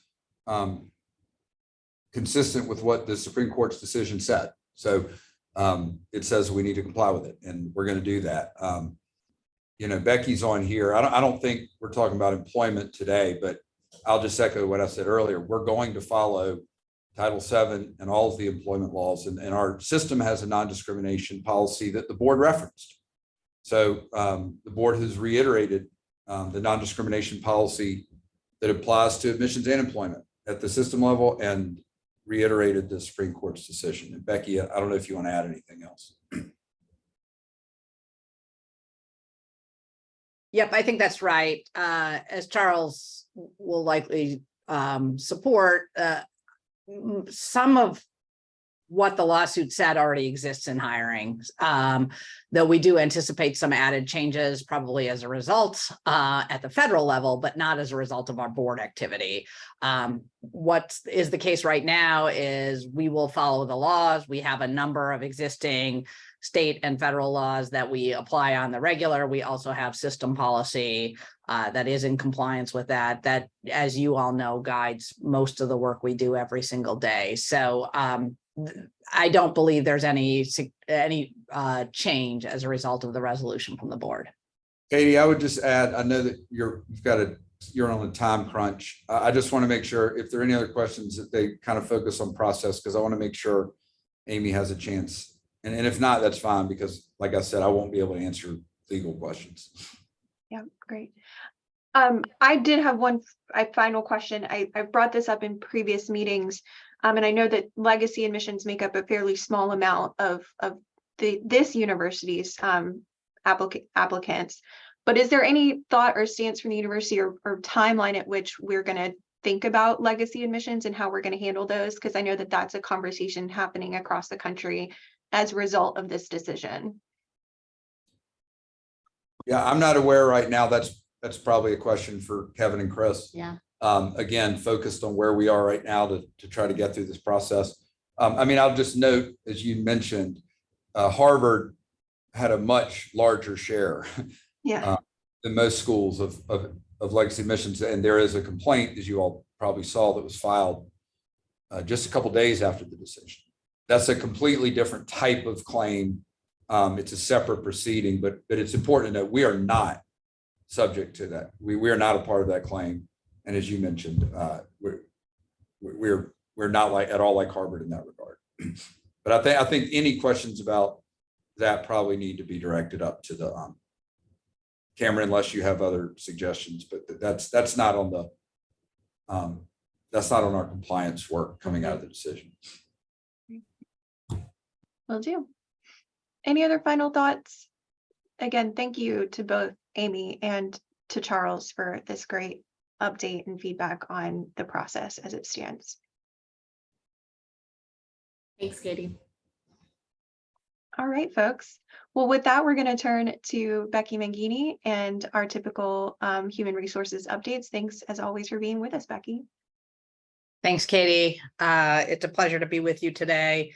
As others have noted, I know the last several weeks have been really hard on all of us. And I expect that the hard days are not yet complete. And as we as a campus navigate what our new normal looks like, all of us will continue to sort of have to think about and navigate various levels of anxiety, trauma response, and just change. Some of it might not be trauma, some of it might just be change.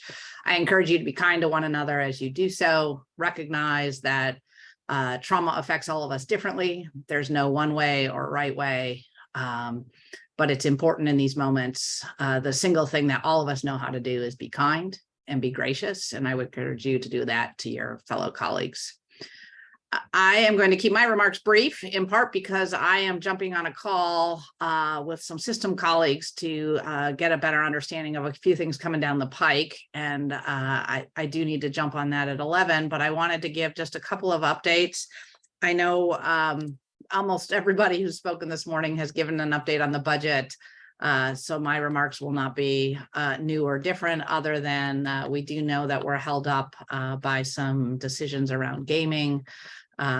We are optimistic that they will come back to vote next week.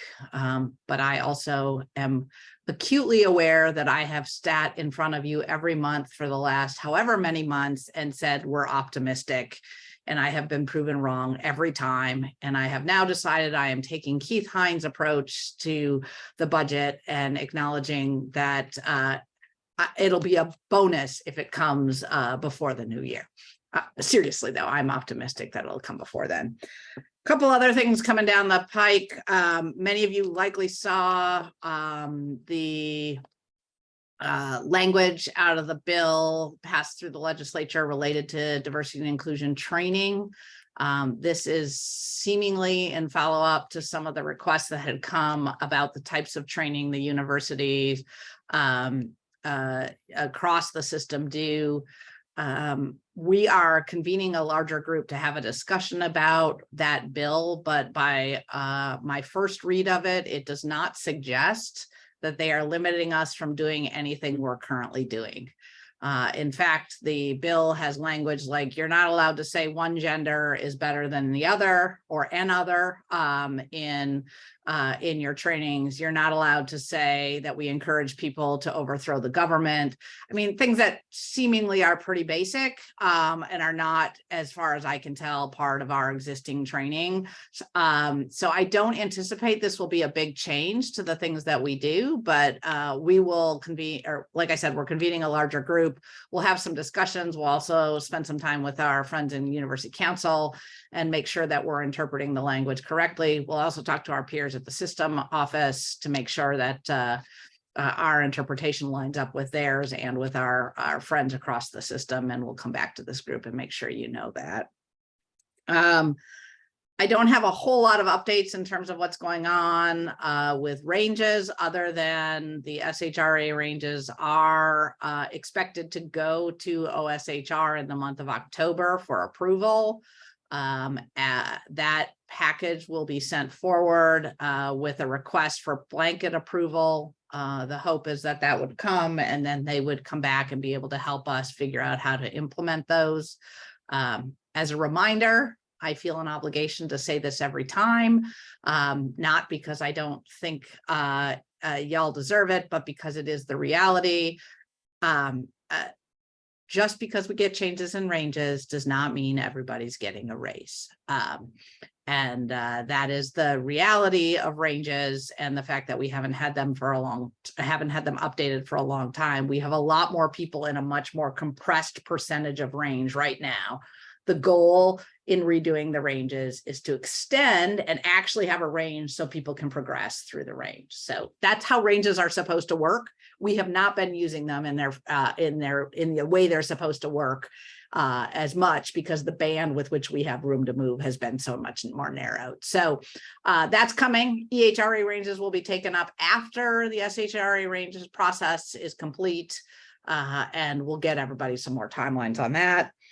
We also do have the SHRA to EHRA conversion for exempt employees. We are getting some additional guidance on what that will look like and an understanding of what the timeline for that will be. As a reminder, that would be a voluntary transition for those in those roles now.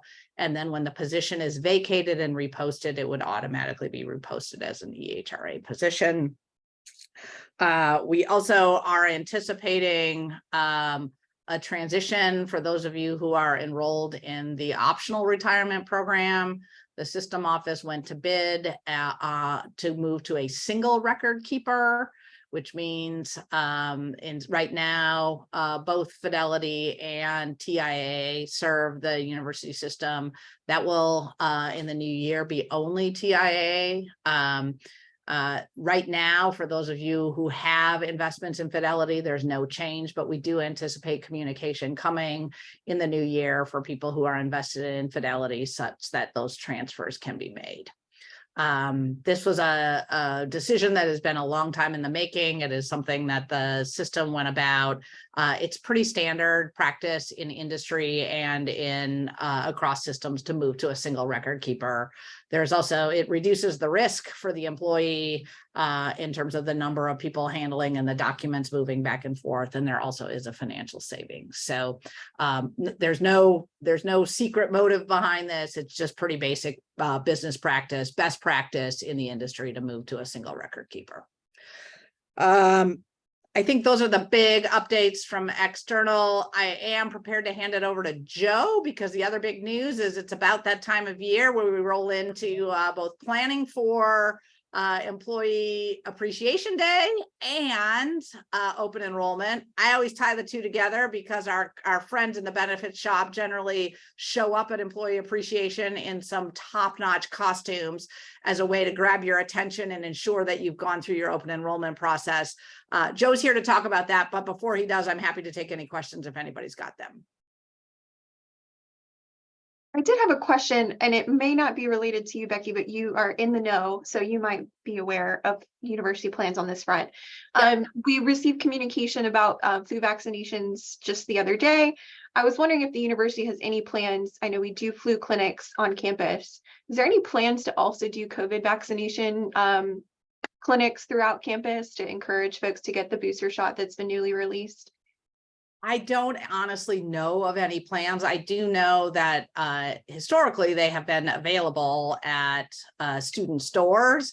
I think the question is, or historically has been about the about how the vaccines are delivered and then whether they need to be refrigerated or not. And that's why they've been available at student stores and not elsewhere.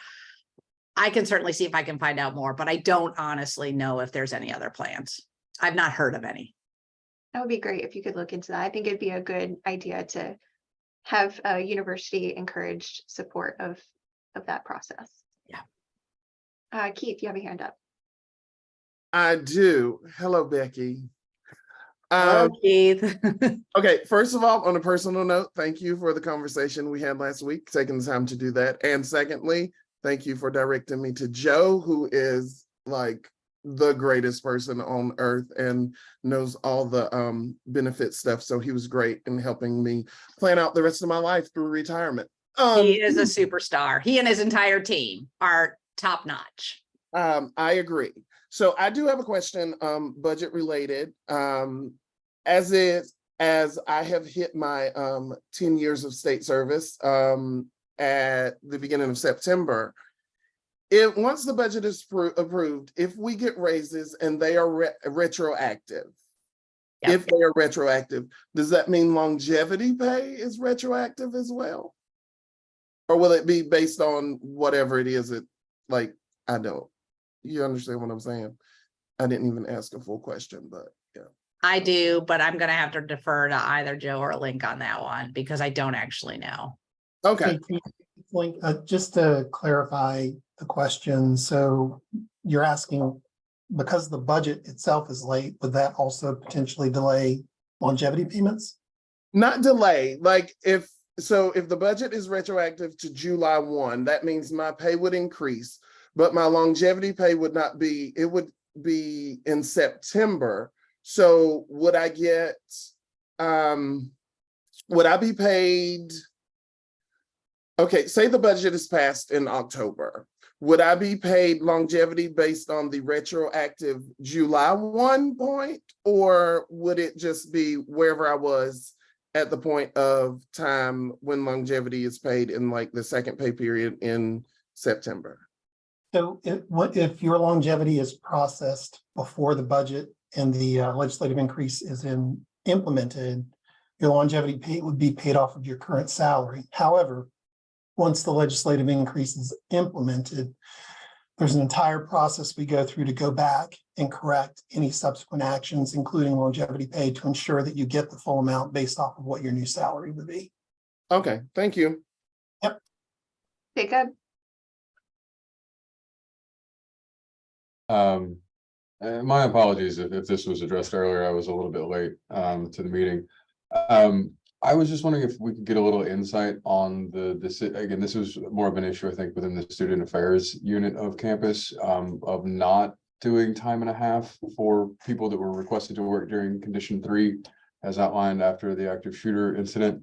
And also the fact that we decided to do, I think, some other type of awarding, and it was only given to those who were considered severe weather mandatory, even though an entire group of people were told to come in condition 3, and were not awarded any of the normal bonuses with condition 3. I admit I don't entirely understand what was, I mean, there is guidance about how condition 3 is intended to be rolled out. I think in that case, we'd have to spend some time talking directly to your HR officer and, more importantly, your TIM coordinator about how the structure was managed. There are options, so it's not an one or other, but there are options. And in that case, it sounds rather specific and one we probably should have a separate online or offline conversation about. Okay, thank you. I was just curious how many different units, because I know it wasn't really a severe weather one, so it didn't really kind of fall under the class. Again, it's kind of like the Fed, you only got one giant sized hammer to deal with the issue. So I understood that it wasn't particularly tailored for that incident. So I was just curious if there was a larger discussion that happened that I could answer, because I do have several employees that are curious about why certain decisions were made, but this can happen later. Now, Jacob, I can chime in with a little more clarifying information, hopefully. So I know we have the majority of the time only used the policy for adverse weather events. It's very rare when it's used for something else that's not weather, but it is the adverse weather and emergency closings policy. So it's designed to cover a myriad of events. There is a provision in the policy that allows management to designate individuals as mandatory employees in the moment. And what that then makes them eligible for is the equal time off provisions of the policy when we go to condition 3. So what you're likely challenged with is a real-time designation of certain staff who may previously were not designated as mandatory, who are now designated as mandatory for this particular event. And so there's likely going to have to be some catch up and correction done after the fact, because there is a designation in Connect Carolina for that status, which sort of is the key for someone being able to code that time appropriately and receive the equal time. So I imagine over the coming weeks, your TIM administrator, your local HR folks are probably going to be working through just getting an audit of everyone who is designated in the moment real time as mandatory. And then we'll have to do some retroactive corrections to make sure that they get everything that they're supposed to get from an equal time off standpoint. Thank you. Yeah, that was the main issue, is that since we had so few that were designated mandatory in it, then suddenly the entire building was expected to come back. And I was like, yeah, but only 3 employees in the entire building qualify for that. So I thank you for letting me know that there is a chance to retroactively alter that situation. Thank you. It's probably just going to take a little bit of time. Appreciate it. Thank you, sir. A related question came up in the chat, and it was a note, just said the policy very badly needs to be updated to provide clear guidance regarding how different conditions apply to remote and hybrid employees. I think this point was around a lot of remote and hybrid employees who were not on campus had a lot of question and uncertainty of whether this applied to them and what they were supposed to do and whether they were expected to work during condition 3. And communications from supervisors across campus seemed to be very different based on where you were. So yeah, any response to that?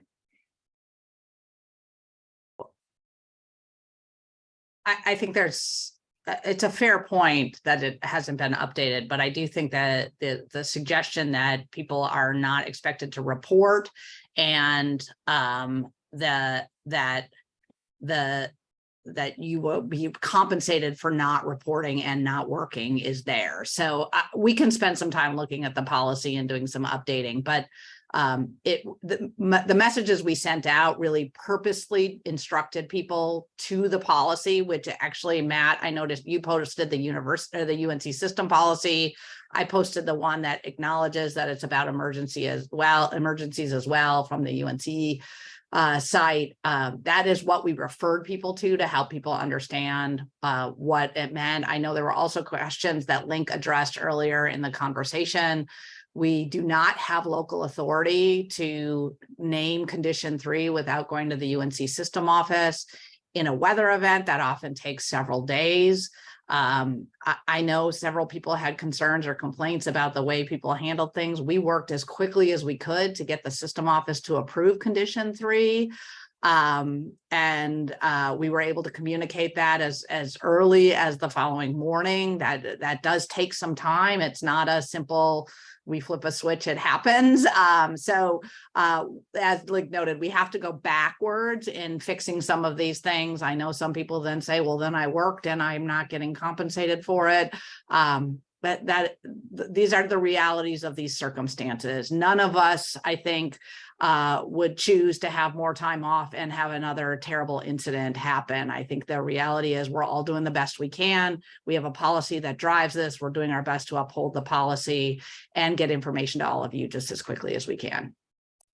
And that's a point well taken, Becky. I think it's more about the consistency of application of condition 3, not the timing at which condition 3 was named.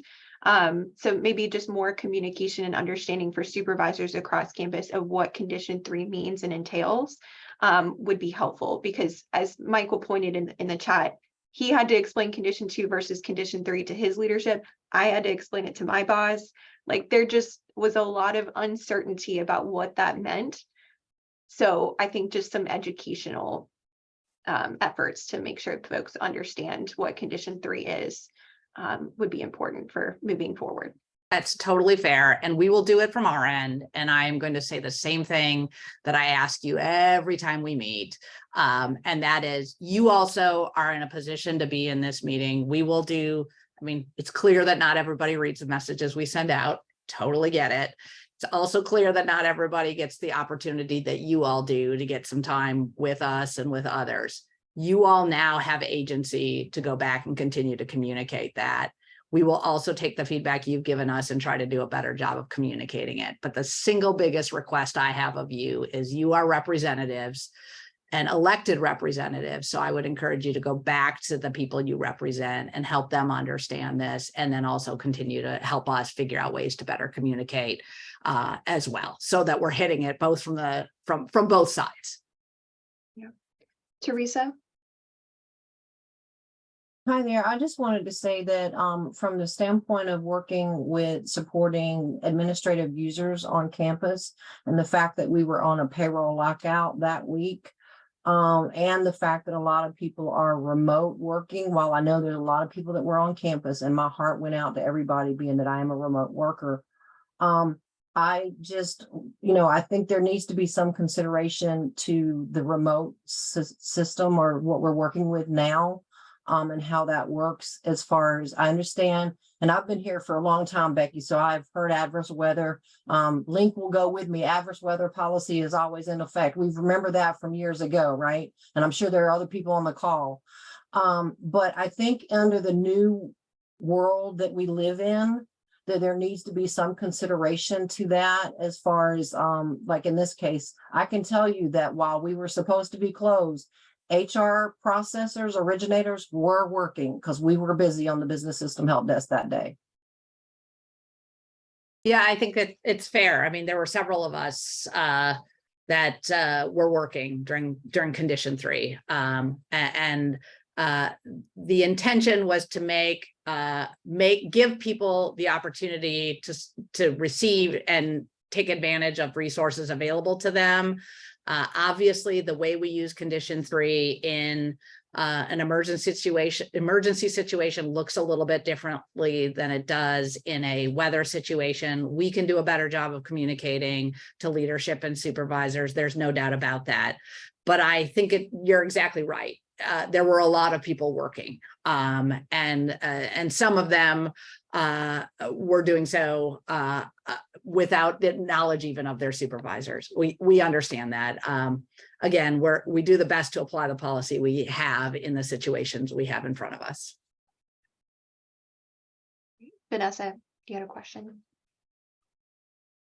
Yeah, I was just curious, because it wasn't explained to us very well, that if it says condition 3 closed under your in your TIM, is that paid out? Because there wasn't any like ETO or anything like that, and it wasn't explained. I think those are paid out hours, if I'm correct, Becci and Link. So under condition 3, mandatory employees, of course, get compensated for the hours that they actually work. The non-exempt employees are eligible for equal time off under that provision. All other non-mandatory employees are compensated for that time and do not have to use personal leave for that amount. To be clear, the policy does not cover student and temporary workers. They are only paid for the hours that they work. But all other leave earning permanent employees, the condition 3 period, they would be compensated for if they do not work and they do not have to use their own personal leave. What about exempt? Because it was approved that exempt, like we are essential employees in our department, and the exempt workers were coded as well. And So that under was the condition question that 3, I received. Yeah, under condition 3, exempt workers are compensated for the work that they perform. Okay, They so are not exempt and eligible- non-exempt. Yeah, they're not eligible for Okay. the equal time off, however, under the policy. Okay, but non-exempt are. Yes. Okay, cool. I just wanted the differentiation because I've been asked that. Thank you. You're welcome. Okay. Joe, I know you have some updates for us. Go ahead. Okay, thanks. Hi, everyone. I'm Joe Williams, Senior Director of Benefits, Leave Administration, and Total Wellbeing here. And Becci, thanks for kind of a lead in on the retirement stuff with Fidelity. And Keith, thank you for your kind words. And I'm going to share my screen. I just got just a brief presentation, and I realize time's kind of getting away, so we will move as quick as we can here. So I just want to talk about open enrollment and then also some of the retirement plan updates, just to expand just a little bit on what Becci was sharing with us. So open enrollment this year, as in most years, is in October, October 9 through October 27. So sort of 3 business weeks, if you will, for that. So some good news, no premium increases for the state health plan. So if you're paying $25 a month for your 70-30 employee only, or $50 a month for your 80-20 employee only, again, no premium increases on the employee side. There is a small increase in 2 of the 3 dental plans, the low option and then the high option. There's a middle plan called the classic option. The classic is not changing, but the low and high options are having a slight rate increase. As always, everyone in the state health plan will default to the 70-30 plan. And we get lots of questions sometimes because there's sometimes a little bit of kind of understanding about this piece. So it's not like you don't have health insurance because maybe you're on your spouse's plan, but we're going to stick you in the 70-30 plan. That's not what this is. It's anyone who's already enrolled in the state health plan during this open enrollment process. They just default over to the 70-30. And then, of course, if you want the 80-20 plan, you have to take some action. Also, you want to complete your tobacco attestation so that you can avoid that $60 per month tobacco surcharge. Also, just remember, if you are a tobacco user, you do have an option to say, I'm a tobacco user, but I'm willing to do a tobacco cessation visit with a primary care provider or a CVS Minute Clinic. And again, you can kind of have that in play and do that prior to November 30. And again, you will get the credit for your tobacco attestation. And then certainly we always remind folks, if you want a flexible spending account for 2024, that's the healthcare flexible spending or the dependent daycare flexible spending account for 2024, you must re-enroll. That does not go from year to year. So please keep that in mind. One big thing that is happening this year that's a little different than last year. You may recall last year we had these 2 enrollment portals. One is through the state, one was through the UNC system. We still have those 2 enrollment portals, but the UNC system enrollment portal has grown, as you can see. So everything other than the health insurance and the tobacco attestation will be in the UNC system enrollment portal. So as you're moving through that enrollment process, you'll, of course, you're in Connect Carolina self-service. You can actually go into the benefits tile, click on the benefit enrollment, and then you'll see these 2 portals over on the left-hand drop-down side. So again, health insurance, tobacco attestation on the state enrollment portal, Everything else will be on that UNC system enrollment portal this year. All right. The changes to the retirement plans. Becci alluded to this and gave me a great kind of opening here. So the UNC system, of course, as Becci mentioned, has moved now to this single vendor for TIAA. And TIAA was chosen after a pretty extensive RFP process. And I want to just quickly go over sort of what that means and sort of how things will work and kind of what to expect. Now, I realize that there's probably some frustration. I think I may have saw something in the chat where a person who's a relatively new hire enrolled in Fidelity and then like a day or two later kind of found out, oh, TIAA, why did we offer it? Just to be real upfront with you, we did not know about this decision until just recently. We've heard discussion that certainly there was an RFP for this single vendor. But again, they kept a super tight lid on this thing. We had no idea that, who would be. Honestly, we were pleasantly surprised that it was TIAA. They're just a great vendor to work with. But we did not know until just recently, until the official notification. And then like the next day or two, we notified campus. So again, we've been working through that and working through this whole process. So let me just give you what sort of this looks like. So for any newly eligible or newly hired employee as of September 1, one thing that has changed is that they now have 30 days to enroll in retirement and benefits. Okay. Now you may recall, typically it's been you had 30 days for your benefit enrollment, 60 days for your mandatory retirement enrollment. It's all now been compressed to that 30-day time frame. Newly eligible, newly hired as of September 1 can select either the teasers, which is that state pension plan through the retirement system, or the ORP, and only TIAA, of course, is being offered for that mandatory retirement option. And then anyone enrolling in a UNC 403B or a UNC 457 plan, those are our supplemental or voluntary retirement plans. If they're enrolling for the first time, you will only see TIAA as the vendor being offered, okay? And this is all being done because, again, this is what the UNC system has said, that we need to kind of move these changes forward. So we've certainly updated our systems to accommodate this change. Now, the big question is, maybe you have a Fidelity ORP, that mandatory plan, or maybe you have a 403B or 457 through the UNC system that's with Fidelity. So sort of what will happen? First, let me just say, don't panic. It's everything's going to be okay. In the first quarter of 2024, the UNC system is still sort of figuring all this out and working with TIAA, but employee accounts that are with Fidelity will actually automatically move and then be mapped over to TIAA. And this mapping over is referring to how is your money sort of invested in the ORP or these supplemental plans. So are you in one of the Vanguard target date funds? Do you have investments in, other kind of areas within these plans? All of that will map over so that your investments can kind of just stay in, and all that will happen is that the vendor will change, of course, to TIAA.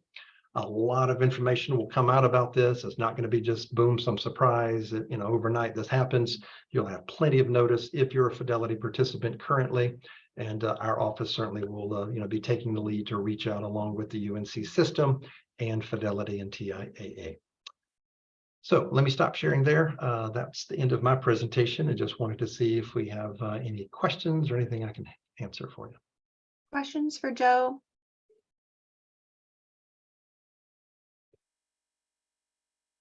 Jacob says, great. So same low cost fund options, just a different vendor, question mark. That's it exactly. So the ORP, the 403B, and the 457, they actually all share the same common 20 core funds.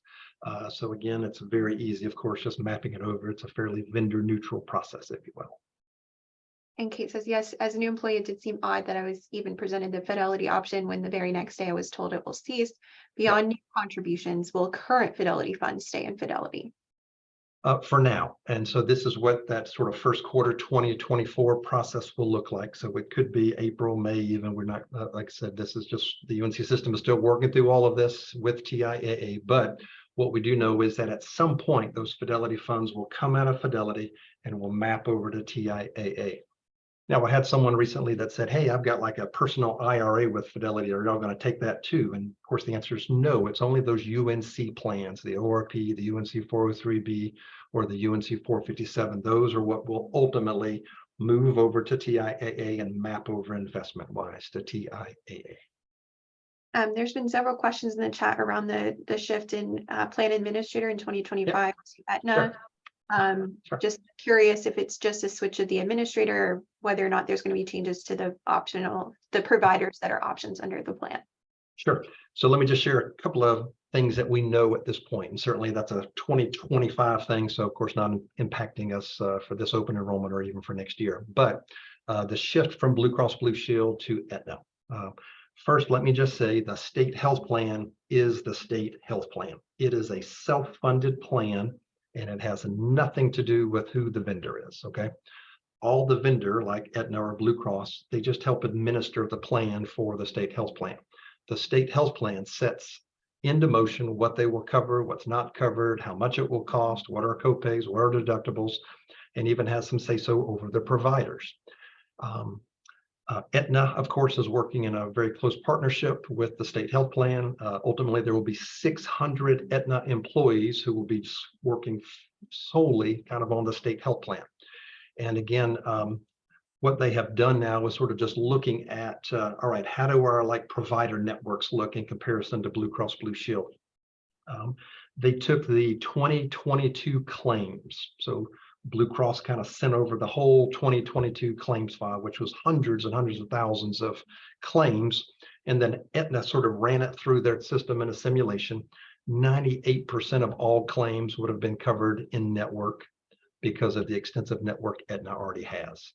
So again, they've still got time to even kind of beef that up, and they're growing their network. Providers want to be in this network because the state health plan, over 700,000 people are in the state health plan in North Carolina.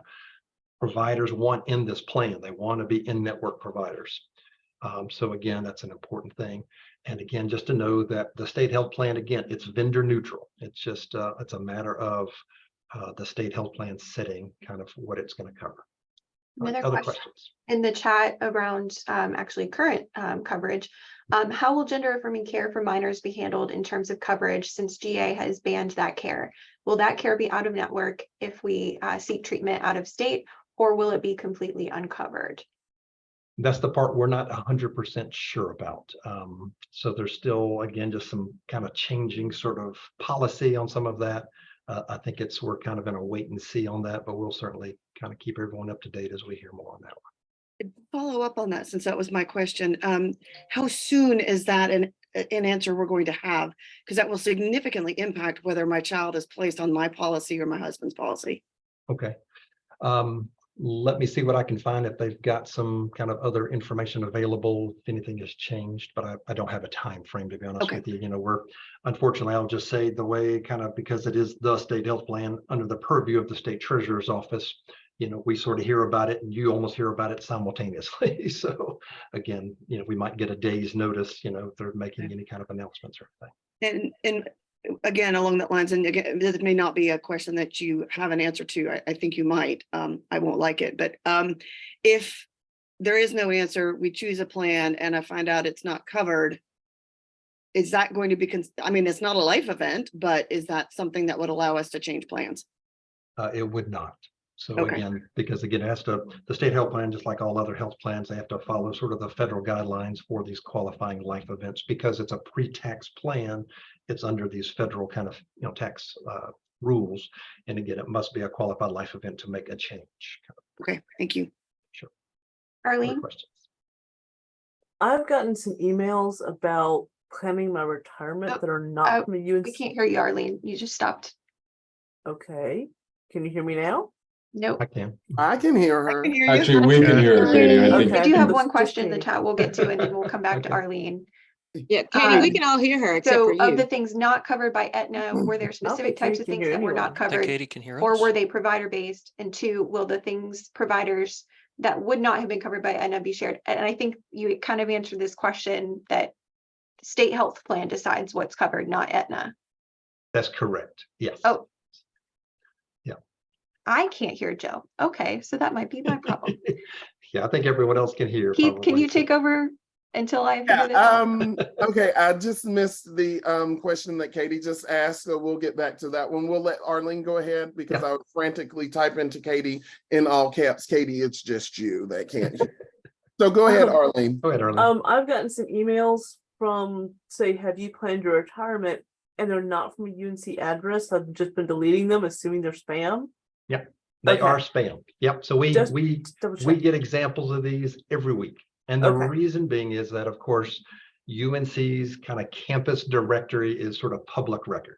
So any company, any financial and advisor can go get our email list and can just blast emails, to campus saying, hey, let me help you with your retirement. Now, I want to say that it's not necessarily a scam, but it's not necessarily a service you probably want to kind of work with, because the ORP within the UNC system, we have Fidelity, TIA, we have Cap Trust, we already have advisors that, can help provide, some help for you. State retirement system, our office, the state retirement system, we can also provide, kind of that help. But what you're getting sometimes is these investment advisors or companies that say, hey, we want to help you, with your retirement. And certainly we'll charge you a little fee to help you do that. But we want to help advise you on your retirement accounts. Now, you can certainly use independent financial advisors, all day long. Are they worth it or not? It's kind of for you to determine. But again, that's what most of these things are. I wish there was some way we could kind of block them, warn them. Some of them look like really official, kind of email. And I've had people say, well, oh no, I set up an appointment with them, and it's okay. Again, they're not, as long as you're not giving them your SSN, your date of birth, and all that personal kind of information right up, you're probably fine. And most of these people, again, they just want to charge you some money to advise you.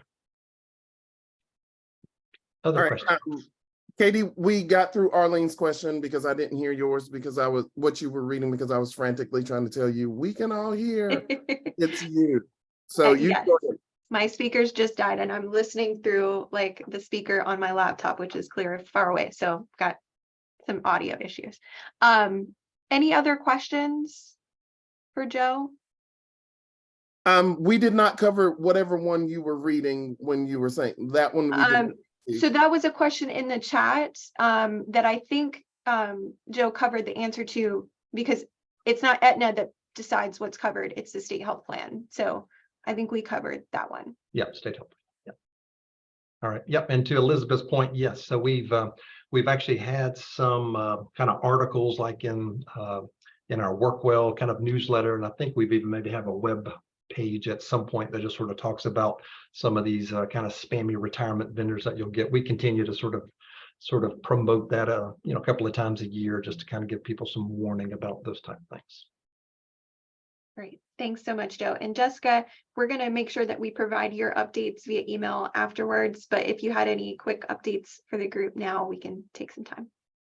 Sure. So I would love to provide an update on the EAP critical incident response to the incident on August 28th. So just wanted to let you know what was provided and what's available to you moving forward, since those were impacted and are experiencing trauma. That's not something that's over with yet, and will continue in the next coming weeks and months moving forward. So I just wanted to let you know how wonderful our EAP vendor ComPsych was with responding to this event. We were able to get a counselor over the phone that Monday evening. We got on-site counselors Tuesday through Friday, 8 to 5, phone dedicated counselors. These are crisis specific counselors who are available over the phone from 8 to 8, Tuesday through Friday. Faculty and staff did use these resources. A lot of the on-site visitors were faculty members. A total of 76 employees were reached by the crisis specific counselors that provided services that week. The general 877 phone number for our EAP line received 35 calls that week. That might seem low, but the week before was just 8 calls. So overall, we reached about 109 people just that week alone. Last week and this week, we've been providing on-site group counseling sessions. Last week, it was for the library staff. They did have the first responding officers in their building, clearing the building with their guns. That was traumatic for many folks.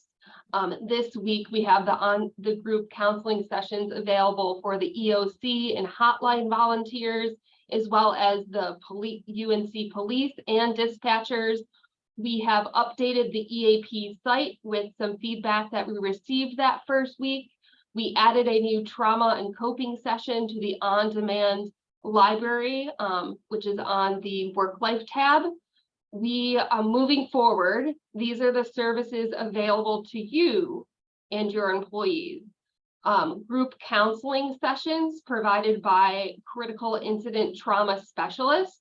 Also one-on-one counseling sessions available on site and over the phone, as well as informational training sessions available on site or virtually. Training sessions can cover a variety of different topics for managers, communication skills, how do you talk to your children about these types of incidences, resilience, and much more. In the email I'll share with Matt and Katie, it will give you the details on how to submit a request for any of these services that are available to you during this time. Keep in mind that these critical incident services are available for all employees, regardless of whether you're a permanent employee or not.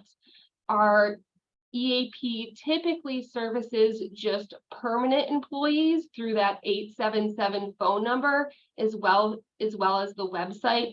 But that 877 phone number is still available to folks. It is 24/7.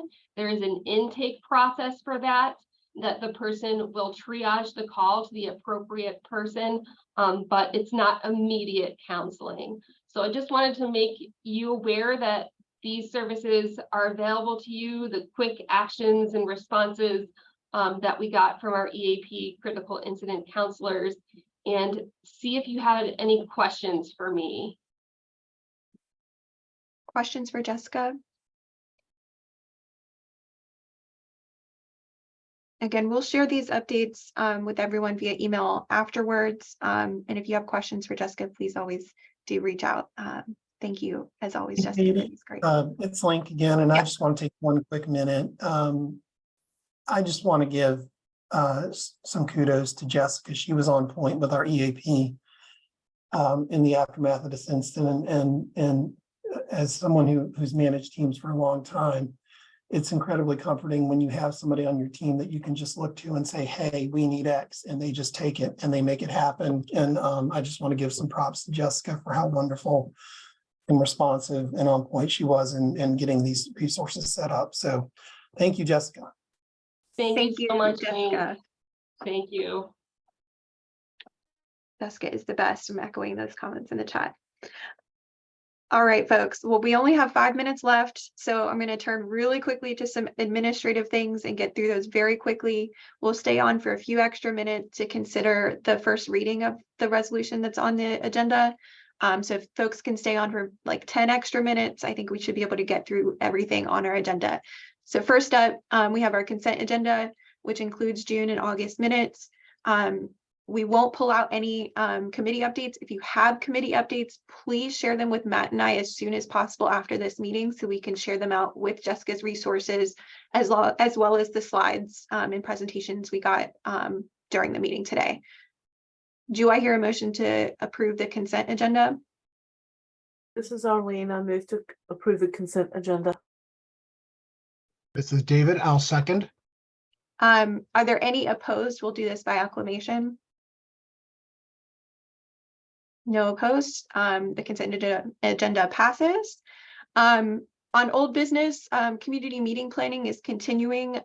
Those conversations will happen in the executive committee. A reminder to all of the folks on this body, our executive committee meetings are open meetings. So if you'd like to participate in those conversations and help to plan the community meeting, please do attend those executive committee meetings. Our next one is on September 19th. That sounds right. Next week, next Tuesday. So that's where that conversation is going to happen. Announcements and questions. We'll skip over new business really quick.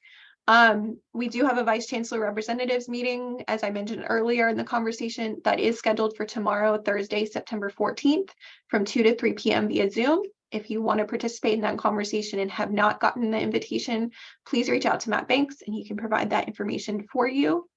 Keith, I'm going to turn to you to give a quick update for folks about the football game this weekend and the on-field recognition for employee forum delegates.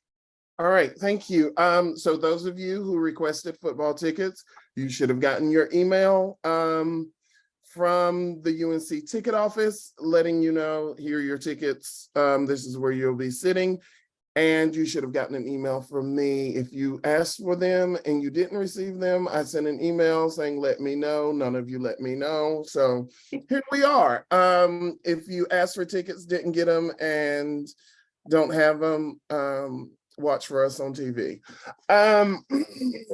So for the recognition is going to take place pre-game. So before the game, get there early.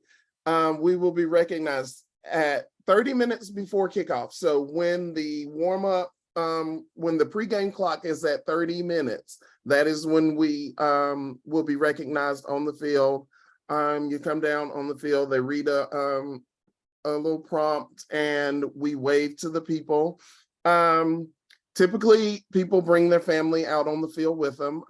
That's fine. If you want to bring whoever you brought with you out on the field, let them experience that too. That's pretty much it. We will meet at the bottom of section 131.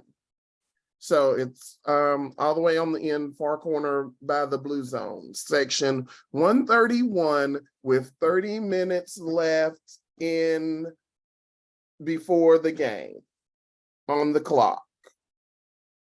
Does everyone understand? That should be right around 3 p.m. Yes, that's correct, Stephanie. I am not going to say that it will be around 3 o'clock because I don't know.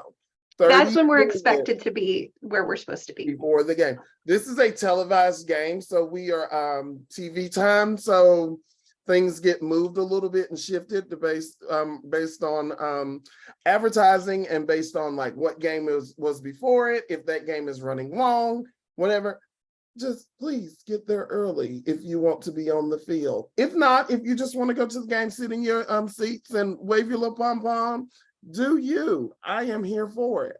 But if you want to be on the field, get there early. Meet me at the bottom of section 131. And just to echo Elizabeth's point in the chat, it is Rosh Hashanah on Saturday. I apologize for that. But we had no say in which game we were recognized at. It's unfortunate that athletics has something scheduled for a religious holiday. So, which basically, okay, yes, apologies. I completely understand. I know they build out these. Well, the ACC builds out the ACC schedule, and then the university has to plug in non-conference games wherever they can. And unfortunately, this one has landed on a holiday. So sorry. Yeah. Liz?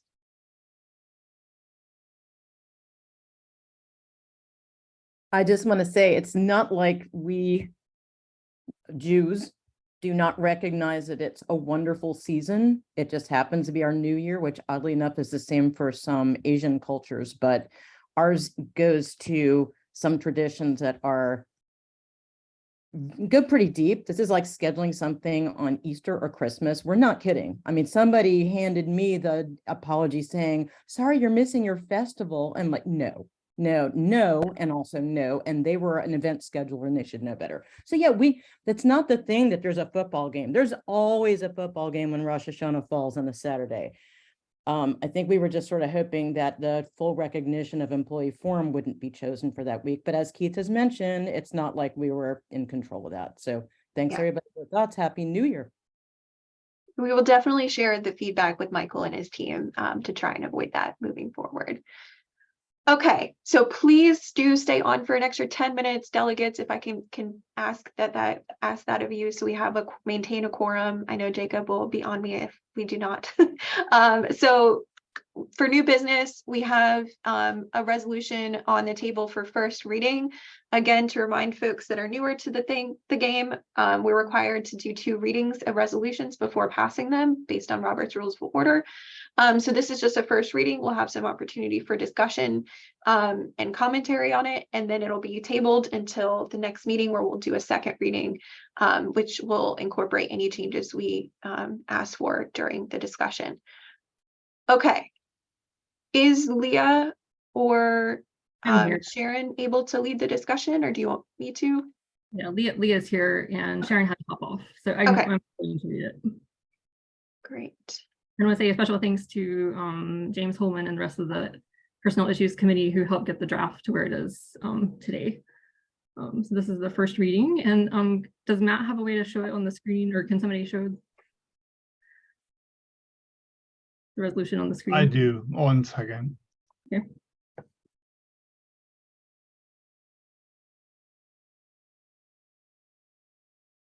Okay. So it's dated October 4th, 2023, because that's the date we expect it to pass or to vote on it. So resolution 23-02 regarding designating Juneteenth an official university holiday.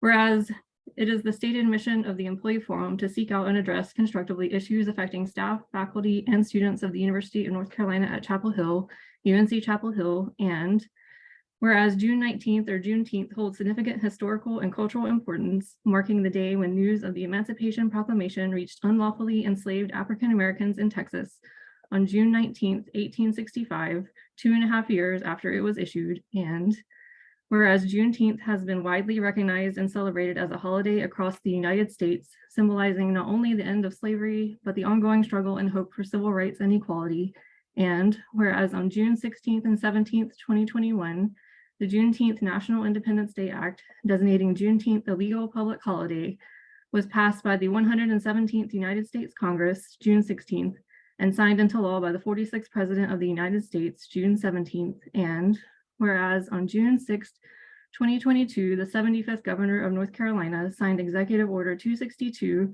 providing up to 8 hours of paid personal observance leave per calendar year for employees of cabinet agencies to acknowledge Juneteenth or another day of personal, religious, or cultural significance, and at the same time encouraged other state agencies, commissions, boards, or offices to adopt the policy for their personnel, but did not deem Juneteenth a state holiday. And whereas on June 14th, 2022, in accordance with Executive Order 262, the 7th President of the University of North Carolina, UNC system, and 12th Chancellor of UNC-Chapel Hill authorized up to 8 hours of personal observance leave per calendar year for UNC-Chapel Hill employees, but did not deem Juneteenth a university holiday. And whereas the state of North Carolina provides 12 paid holidays per calendar year, and the Office of State Personnel allows each UNC system campus to establish its own holiday schedule, provided that the total number of paid holidays per calendar year is the same as other state agencies.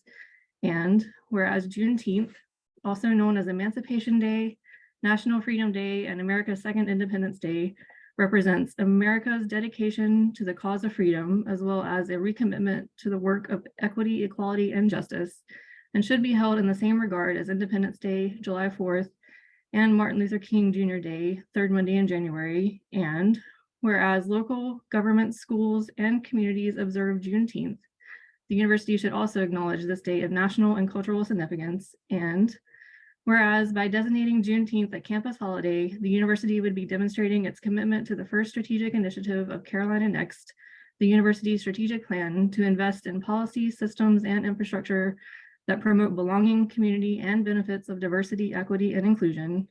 Now, therefore, be it resolved that the Employee Forum of the University of North Carolina at Chapel Hill calls on university leadership to, 1, use all authority and flexibility the university has under North Carolina law, administrative code, and policy to recognize Juneteenth as an official university holiday in lieu of spring holiday, Good Friday. 2, encourage all members of the university community to actively participate in Juneteenth celebrations and engage in dialogue about the significance of this historic day. 3, promote events, educational programs, and activities that commemorate Juneteenth and foster an inclusive and supportive environment for staff, faculty, students, and the wider community. 4, advocate for the recognition of Juneteenth as a state holiday in North Carolina. 5, collaborate with other educational institutions, community organizations, and advocacy groups to raise awareness about the historical significance of Juneteenth and the importance of recognizing it as a state holiday. Signed on behalf of the Employee Forum of the University of North Carolina at Chapel Hill, Katie Musgrove, Chair. Okay, folks, thanks, Leah, for reading through that proposed resolution. We never really made a motion. Do I hear a motion to consider the first reading of the resolution as read by Leah? Are we going to have discussion on this or no? Yeah, there needs to be a motion on the floor first. So that's. I move that we consider this first reading. I enthusiastically second. Excellent. Discussion on the resolution as read by Leah. I'm going to open up the floor here. Lisa, your hand is up. So I have a couple, I guess, comments or suggestions. We just talked about scheduling the employee forum recognition on another holiday and there being concerns with that. But then we are talking about taking away spring holiday or Good Friday in lieu of adding Juneteenth. I guess I'm questioning why we are looking at removing Good Friday and substituting that with this, and why we are not asking that we add an additional holiday. I think that if we see the importance of adding Juneteenth, which I absolutely agree with, I think it should read that we add this as an additional holiday and time off, and we do not take anything else off the table, and we add this as an additional day versus taking something else away. So I can provide a little bit of context behind the discussion from the group on this front. We do not have authority from the state to add an additional holiday. So the conversation surrounded an ability for us to designate our 12 holidays. So it had to be one or the other. The other thing I'll point out that we talked about as a group was folks of non-Christian religious faiths have to take their personal observance leave for their various religious holidays. The same is not expected of our Christian faculty, staff, employees. So the thought was that they could use that personal observance leave, that 8 hours granted by the state, to take on Good Friday if they so believed. And it kind of puts folks of a Christian faith on a level playing field with folks of other faiths that have had to, for a long time, use leave or their personal observance leave for to recognize their various religious holidays. So that was the conversation. I don't know if other folks have feedback on where this kind of resolution came from. Keith, your hand is up. It is. I don't know how this is going to land. And how we are going to look at the end of this. If I'm being honest, I am all for us getting Juneteenth. Love it. Think we deserve it. But the spring holiday is also, if they take away the spring holiday, they're not and move it to Juneteenth, they're not just doing that to us. They are also doing that to students. Most students are not here on Juneteenth, but they are here during the spring holiday. So do we have, and I think at the spring holiday, maybe one of those areas where they also give them a wellness day. I don't know, I can't remember. Wellness days come randomly and I don't know when. Do we have a plan to combat that? Do we have a solution for that? Because it is going to look like they are self-serving, only looking out for themselves, don't care about the students, and have completely taken away a day for us to have a break and help prep for exams and finish up any last assignments that we have, all because they want to move our holiday to the summer. Yeah, great point, Keith.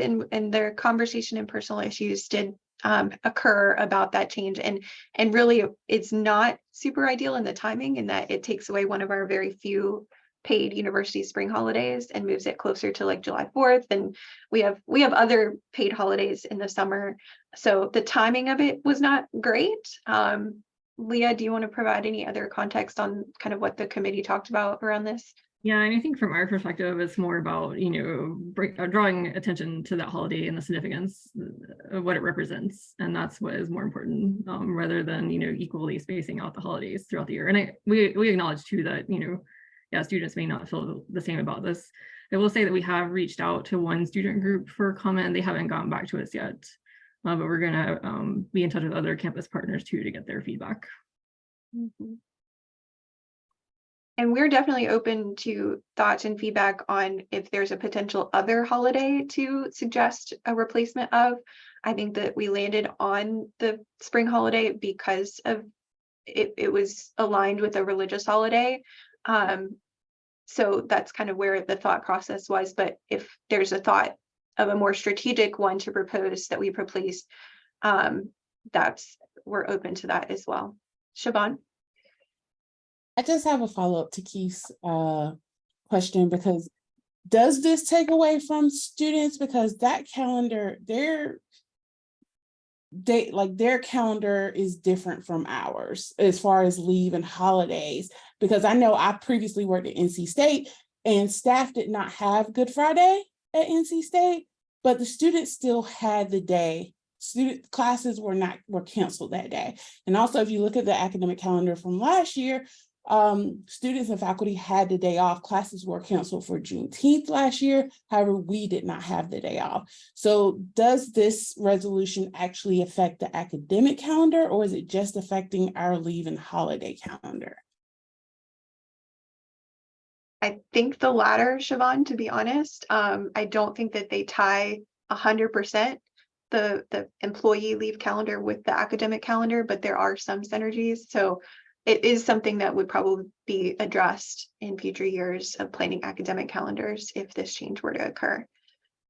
There's been a couple comments in the chat. I realize we're running short on time.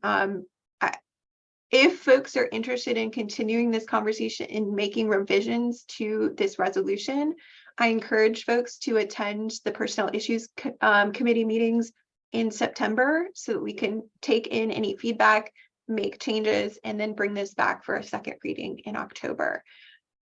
Any other final comments, questions, etc., around the resolution as it stands? And again, we welcome folks to come to this conversation, to the table, to talk about this. James? I would just like to say, after talking to the Carolina Black Caucus, they are fully on board with this resolution. And also too, I don't see where it should be a problem where if we had to use a personal reservist day for Juneteenth, what's the difference in using the personal reservist day for Good Friday? Okay. Okay, folks. Well, we'll leave that on. We'll table the resolution as it stands and bring this back for second reading in October. Do I have to have a motion to table it, Jacob, or no? No, I think you can simply table it due to time constraints. You can't dismiss it, but you can table it. Right. Okay. Do I hear a motion to adjourn? We are way past time. This is Arlene. I move to adjourn. Okay. Second. Any opposed? We'll do it by acclamation. Okay. Well, thanks everybody. We didn't quite get to the It Takes a Village highlights and kudos, but we did give one to Jessica before. So again, kudos to Jessica. We'll send out updates following the meeting, including slides that were presented today, Jessica's updates, any committee updates that you all want to pass to us, please email Matt and I, and we'll get a email out in the next day or so with all of that information. Thanks, everybody. Take care of yourselves. Let us know if you need anything.